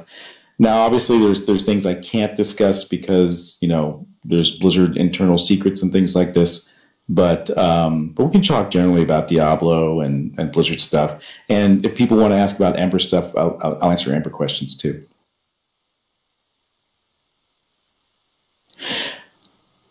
I don't know. I didn't pay too much about Warcraft 3 being remastered. I didn't work directly on that project at all. I was on WoW. But I think that what I really wanted for WoW Classic was a sort of remastered mode. I wanted, just like Halo remastered, my idea was you could hit a button and flip between the old and new WoW graphics. I thought that would have been really neat. I was a little disappointed Blizzard didn't announce some sort of clever feature along those lines or something different, but that showed that they were putting some extra love into the classic. So, I mean, that could still be coming. It's really early. We don't know. But I would love to see something like that. I would love to see a Halo remastered style flip button between graphics.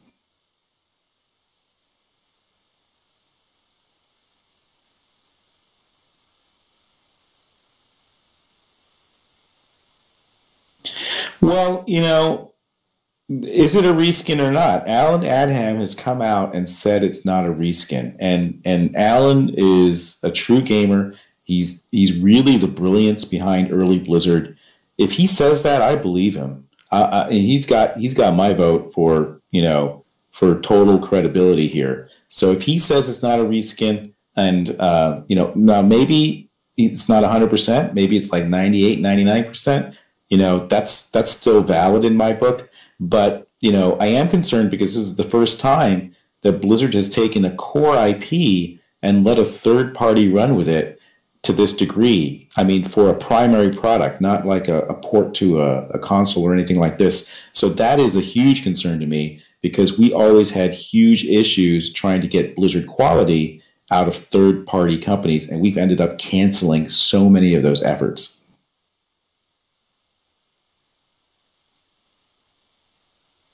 I've played through Diablo 3 a couple times with the kids. It's okay, it was a lot better than it was at launch, and but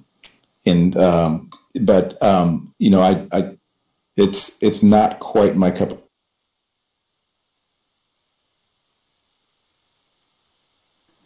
So they did do it with StarCraft Remastered. I would love to see that with WoW. I hope they do it with WoW.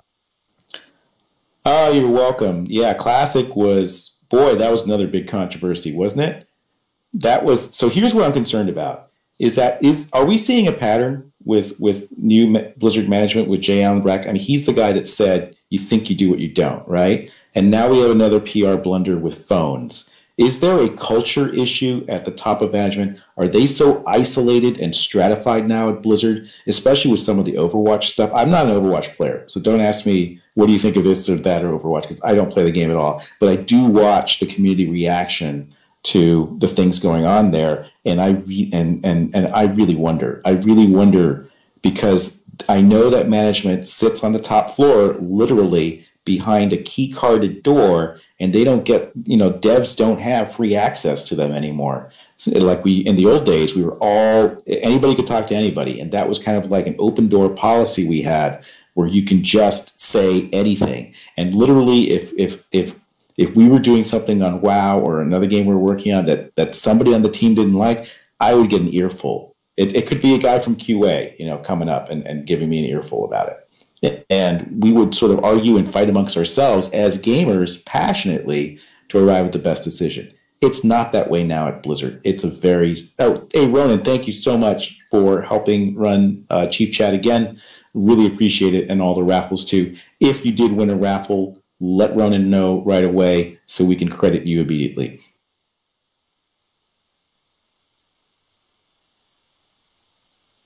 High-end indie price. I haven't set a price, but I don't think $60 makes sense anymore for a game. So it's going to be south of that.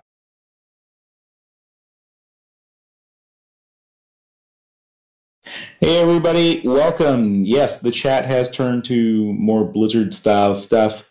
Before that, we were doing a regularly scheduled Chief Chat for Ember. Ember is a game that I'm working on now that I'm trying to do differently. I do it on a very transparent crowdfunding basis where we do it over time. It's a mech versus kaiju online game where it's sort of like an invasion game. So if you're interested in that, we're redoing the website. So I wouldn't recommend that you check out the website now, but you can sign up at my.ember.com. That's my.emadr.com, and you get put on our mailing list, and if you come to our Chief Chats, you can learn about the game. Also, our forums have a ton of info on them, and newcomer packs are available. We do have intermittent builds out there. Well, I don't think anybody at Blizzard wants me back, to be honest. They were kind of pissed I started my own company after I left Blizzard. I left 6 months after shipping Vanilla WoW, and I mean, I'm still friends with Mike. I'm still friends with that, but it was we went through a lot with WoW. There was a lot of burnout. So and I'll tell you guys something funny is that Titan was a response to me doing Firefall.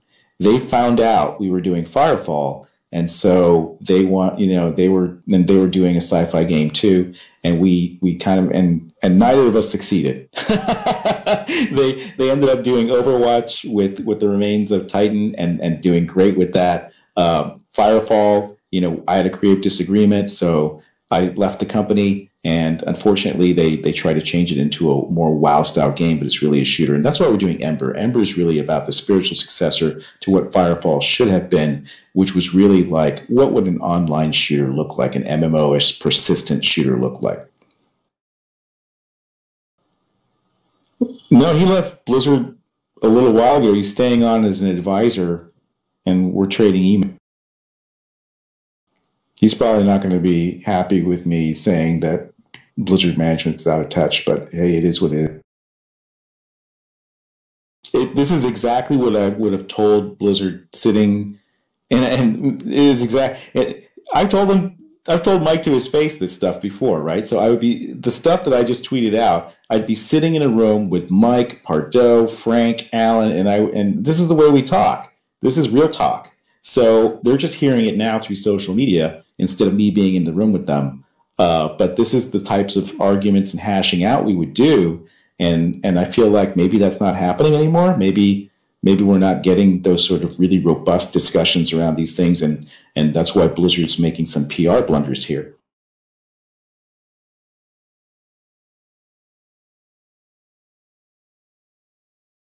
I'm going to get into Overwatch because I want to play Ash. I like Bob. I like the idea of Bob. People are saying he's pretty OP right now. I'm not an Overwatch player, so I'm sure you guys can.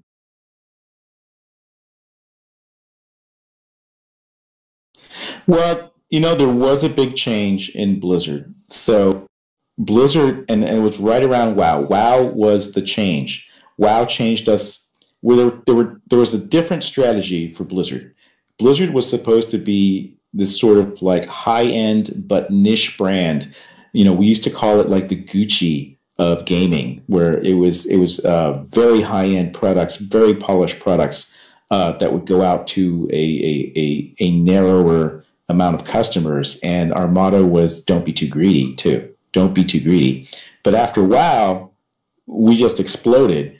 And what happened was the company transformed from being this sort of like polished small jewel brand into a massive brand, a huge brand, a top tier, massive company in the gaming industry. And with that, things change. They're both valid strategies. It just depends on where you want to take the company.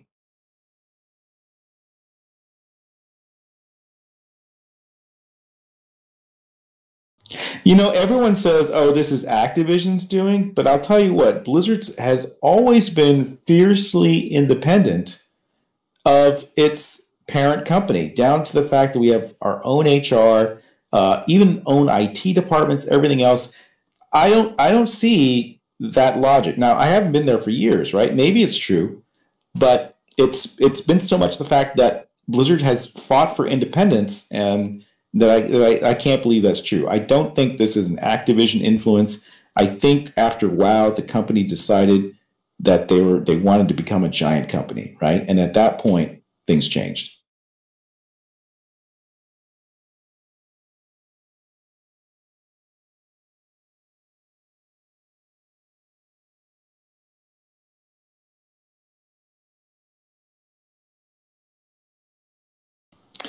Well, I think too many people pissed in the MMO pool. I think that, and I said this before when WoW came out and people were trying to do stuff. I said, don't copy WoW.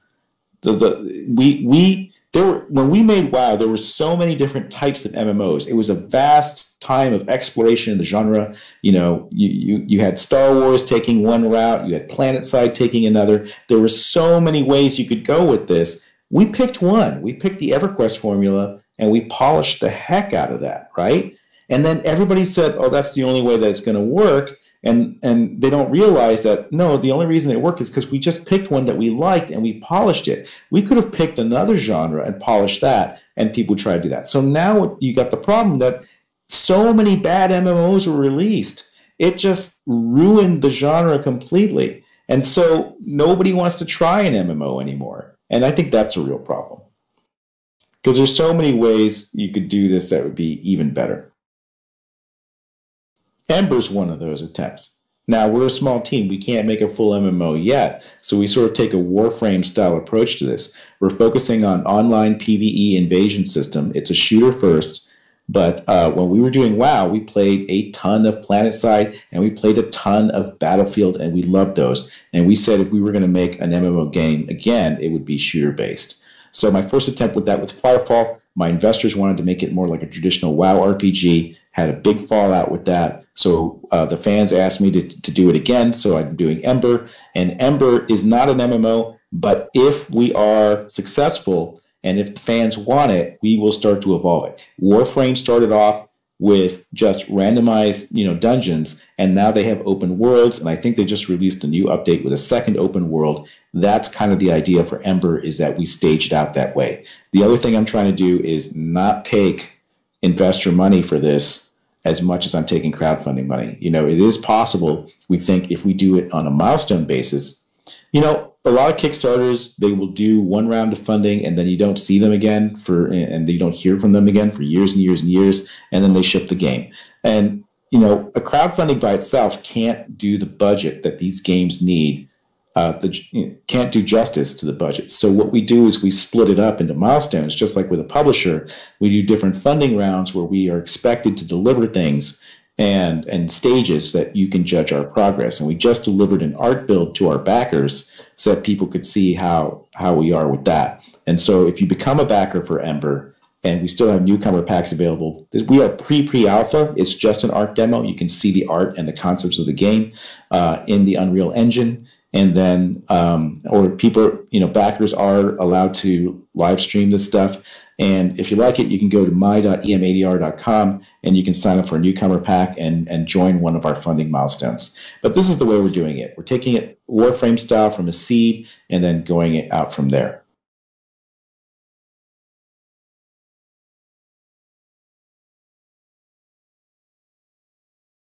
Yeah, you can stream it. You're allowed to stream the different builds.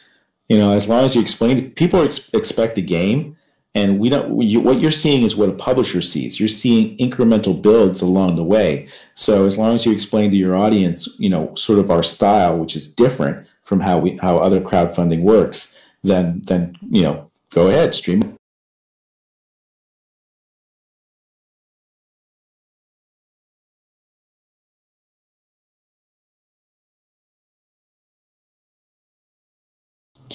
I don't believe that because it's from Kotaku, and Kotaku is full of crap. I'll be honest with you. They are the worst journalistic outlet out there in gaming. And, so I don't believe it for a second. But I do believe they're working on other PC products because Alan said they're working on other PC-based Diablo products. I know this is something that would probably piss off Diablo fans too, but do you know what I really want for Diablo as a spin-off project? You guys want to know?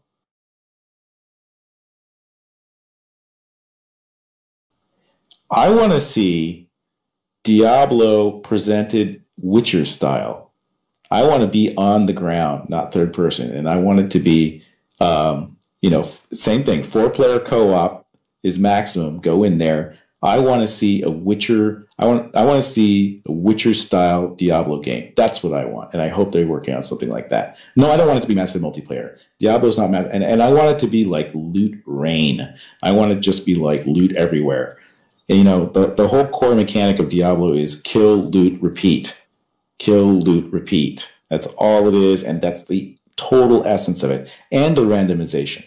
So I thought the lack of randomization, they have some, but it's a lot less than Diablo 3. It's like I wanted to go back to those roots, but I would love to see it in a Witcher style, and I would love to see that sort of story and lore associated with it too.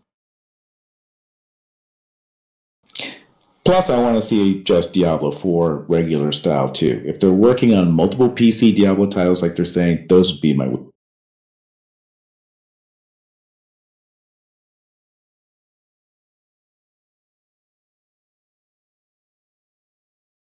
I totally think WoW Classic needs a separate development path. I think it needs a constitution. And what I mean by that is there's a set of rules that say this is what made Classic. These are the philosophies that made Classic WoW great for this crowd, right? Retail WoW is great too. It's for a different crowd. But for Classic WoW, what I want to see is okay, the constitution. Socialization is key. Difficulty is key. Sense of achievement is key. I want a guiding philosophy document so you don't have stuff like sharding coming into it, because sharding is anti-community, right? Anti-community. Flying, free flying, anti-world immersive feeling. As long as you have these principles set out, I think what you can do is instead of because if they start just porting the expansions to Classic WoW and going down that path, you end up at retail WoW again. That makes no sense to me. What I would do is take that constitution and use that as a guide, take the content and the art and the animations from the other expansions and remix that shit. Remix it into new expansions that follow that guiding principle, philosophical constitution for Classic WoW that makes Classic WoW what it is. That's what I want to see. Ember will be like Firefall, except with mechs. So with the movement, the jetpacking, the gliding, it's a spiritual successor to Firefall. That's exactly the vibe we're going.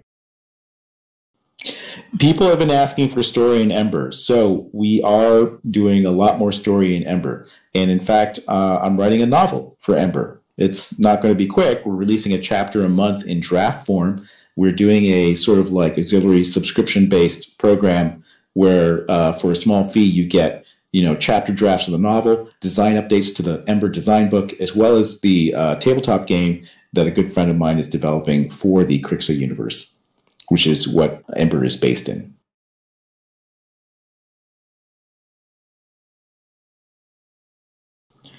No, the idea is that Ember would continue to grow like Warframe. That's the path, the model that I'm looking at for Ember is to grow it like Warframe. So there isn't a Warframe 2. You just sort of get these incredibly new features, new aspects of gameplay that get added over time as the community supports.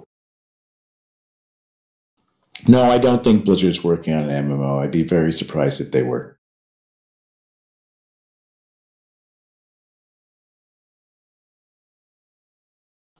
Oh, Orson was a contributing writer for Firefall. So he and I talk. We're friends. And he's not directly working on Ember lore, but you can be sure that I'll be bouncing my book chapters off.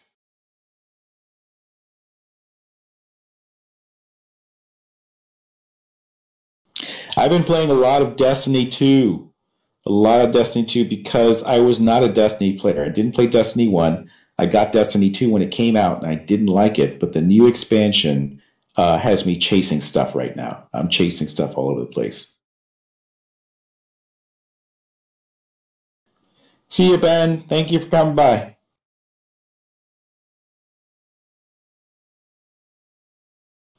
I don't know. Sequels are tricky things for online games. Destiny 2 instead of Destiny 1 was an odd decision to me. I think that I'm not a fan of that. I would have probably just, like I said, the path I've chosen is much more of a Warframe.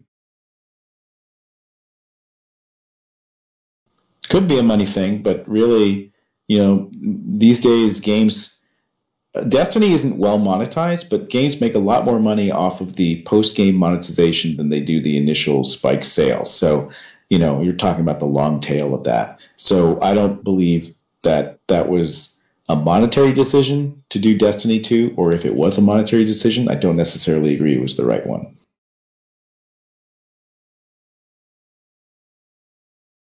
There's no DRM in Ember, no. Just sign on to our servers and play.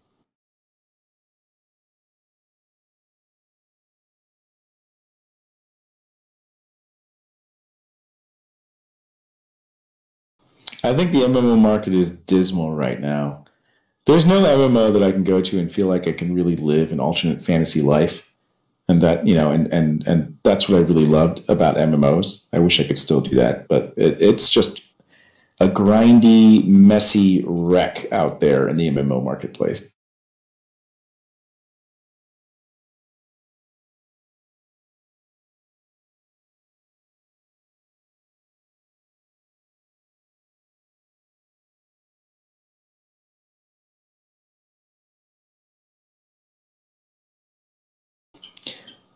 Remember, guys, if you would like more information about Ember or to get on the mailing list for our Mech versus Kaiju game, you can sign up at my.emadr.com.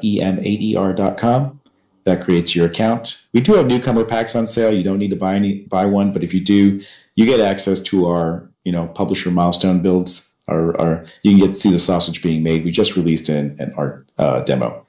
My day job is Ember. I'm working on Ember. Ember right now is really sort of like an online Battlefield persistent world or a online planet-side type of feeling, except it's players versus an NPC army of invading, shape-shifting beasts as well as kaiju. So you use mechs and they use giant monsters, and that's the war. And so there isn't really, quests and raiding. What we did in Firefall, which is what I planned for Ember after release, is to start doing a rich sort of evolving dynamic world where we have a lot of dynamic events happening rather than static quests or daily quests. Although you do need stuff to chase. That's definitely got me going in Destiny 2 right now, for example. For us, the chase is really the crafting tree, the crafting and research tree. It's like you can tag things that say, oh, I want to make this, I want to make that. And now in your quest tracker, instead of, telling you kill 5 things, it's sort of like gather this many of this resource and this many of that resource. And then you have to go out in the world and scan for this stuff and use your thumper mining mech that will land and start drilling. And you have to defend it from waves of enemies. And you can sort of push it. The more you can defend the thumper before it's destroyed, the more resources and rare resources you can obtain. For launch, there will not be any story missions. There will be lore scattered around the world, like little recordings and things like this. But again, that's because we're a small team. My goal is to take this all the way into story, into more persistent online gameplay. But that all depends on you guys and us. If we're delivering stuff that you like to play and you're continuing to support us, we will continue to expand this game, like I said, along the lines of a Warframe style model.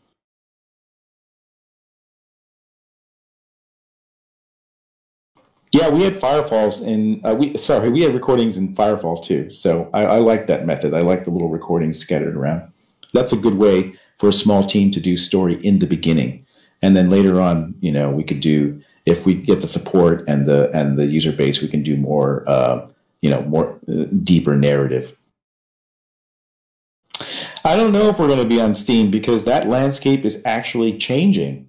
Steam charges 30% to be on Steam. Apple Store charges 30%. But stuff, I don't know if you guys followed the business side of this stuff, but it's changing. And it's changing. So you have Epic making some major moves in the area, and they abandoned, for example, for mobile Fortnite on Android, they abandoned the official Google Play Store, and they're doing their own direct download because they don't want to pay them 30% Fortnite fees. That's ridiculous, right? So it used to be that 30% made a lot of sense because bandwidth and storage was expensive, but now bandwidth and storage are pretty much cheap, right? And so so that's going to be very interesting to see what competitors spring up and if the rates are going to change, and that will determine where we go.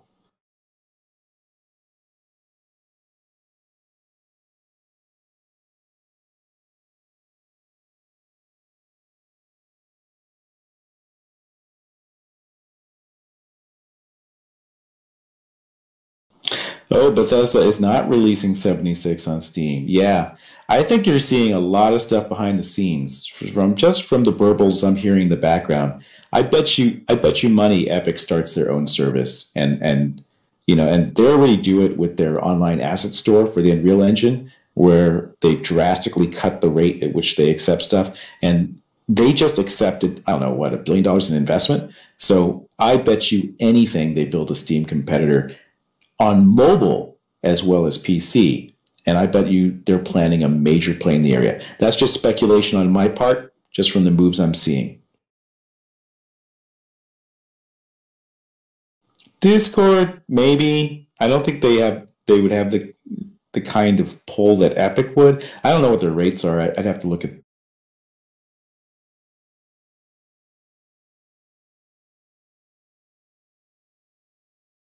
Yeah, Epic could give better discounts to UE4 engine-based customers because they already take a royalty rate for UE4, so they'd have to factor that in to begin with. They can't just charge what Steam charges for a UE4 game because they're already making money off the engine license.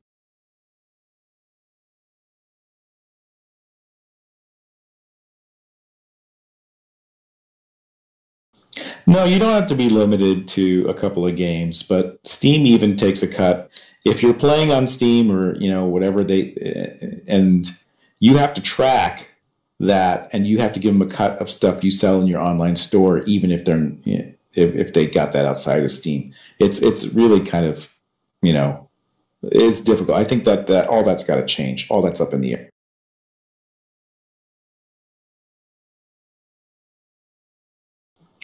Yeah, if the sale originated from Steam, even if they're running off Steam, you got to track that and give Steam a cut of skin sales and stuff like that. It's kind of it made sense back then. It's kind of obnoxious.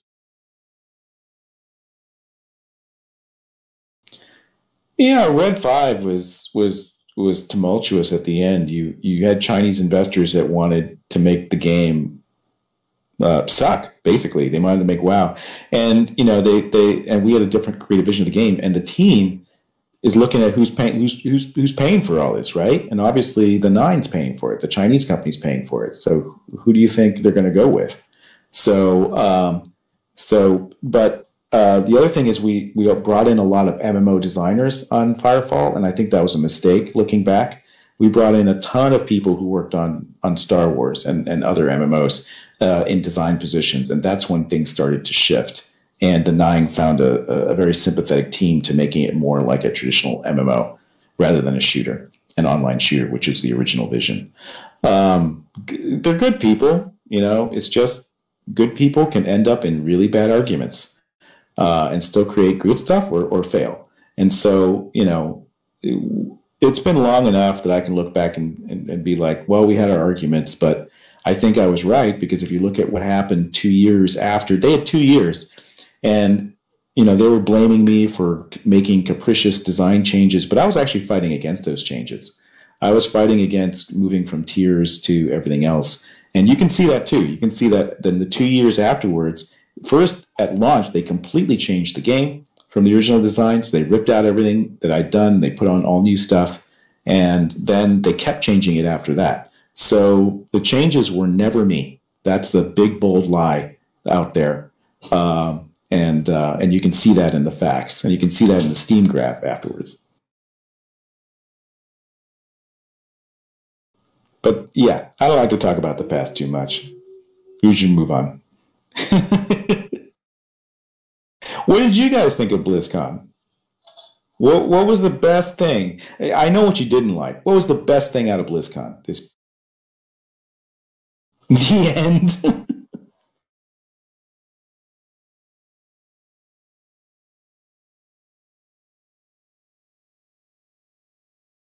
Yeah, Blizzard adding. I thought that would be the smart move, and that's what I suggested to Mike too. It's like, just don't even sell WoW separately, WoW Classic separately. Make it part of the base subscription, and you will drive both subscriptions up. Yes, Mark Kern is here. I am him.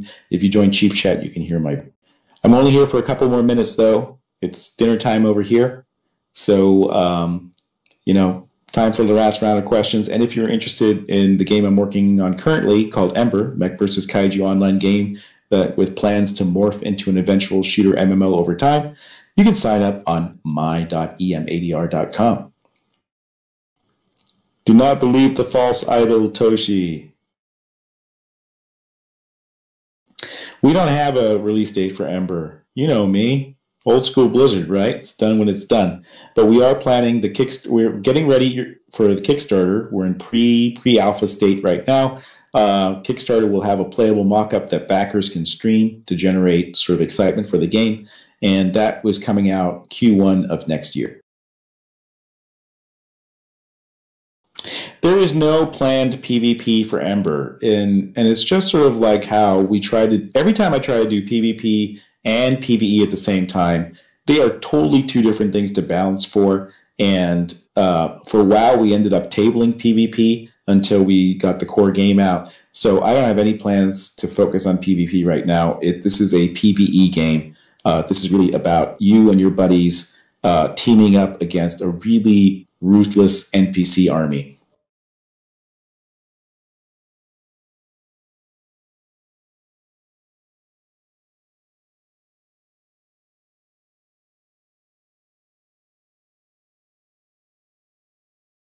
There won't be any questing initially in Ember. It's really about these invasion mechanics, base building and crafting, and shooter action on a big scale. I think Blizzard's divorced from reality because they have a very stratified management structure in place. It's not very flat. There's a lot of meetings, a lot of bureaucracy, and I suspect upper management has gotten separated from the rank and file, and so we're missing a big feedback loop there. I don't know, but that's speculation based on just a couple of things I know. Obviously, I haven't been there for a long time, but I think you can see it in the results. You can see it both in the reaction to the fans' demand for WoW Classic, and now the Diablo reaction. It's the same pattern.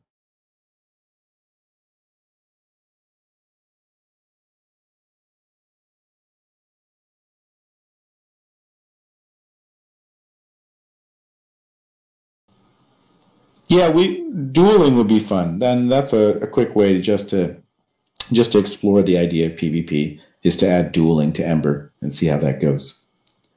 All right, guys, it is time for me to go. So thank you very much. No, there's no supply and logistic lines, but the buildings that you build in the bases for Ember give you different benefits that are localized to the area. So you want to definitely put your resources to build up the bases, and everybody benefits from that. All right, guys, thank you so much. This has been a tremendous Chief Chat. We gave away a lot of stuff. We had a lot of new people. Love all the new faces. Again, please sign up at my.emadr.com if you want more info on our mailing list. And I will see you guys later. My voice is all cracked and hoarse now. All right. Take care, everybody. Thank you.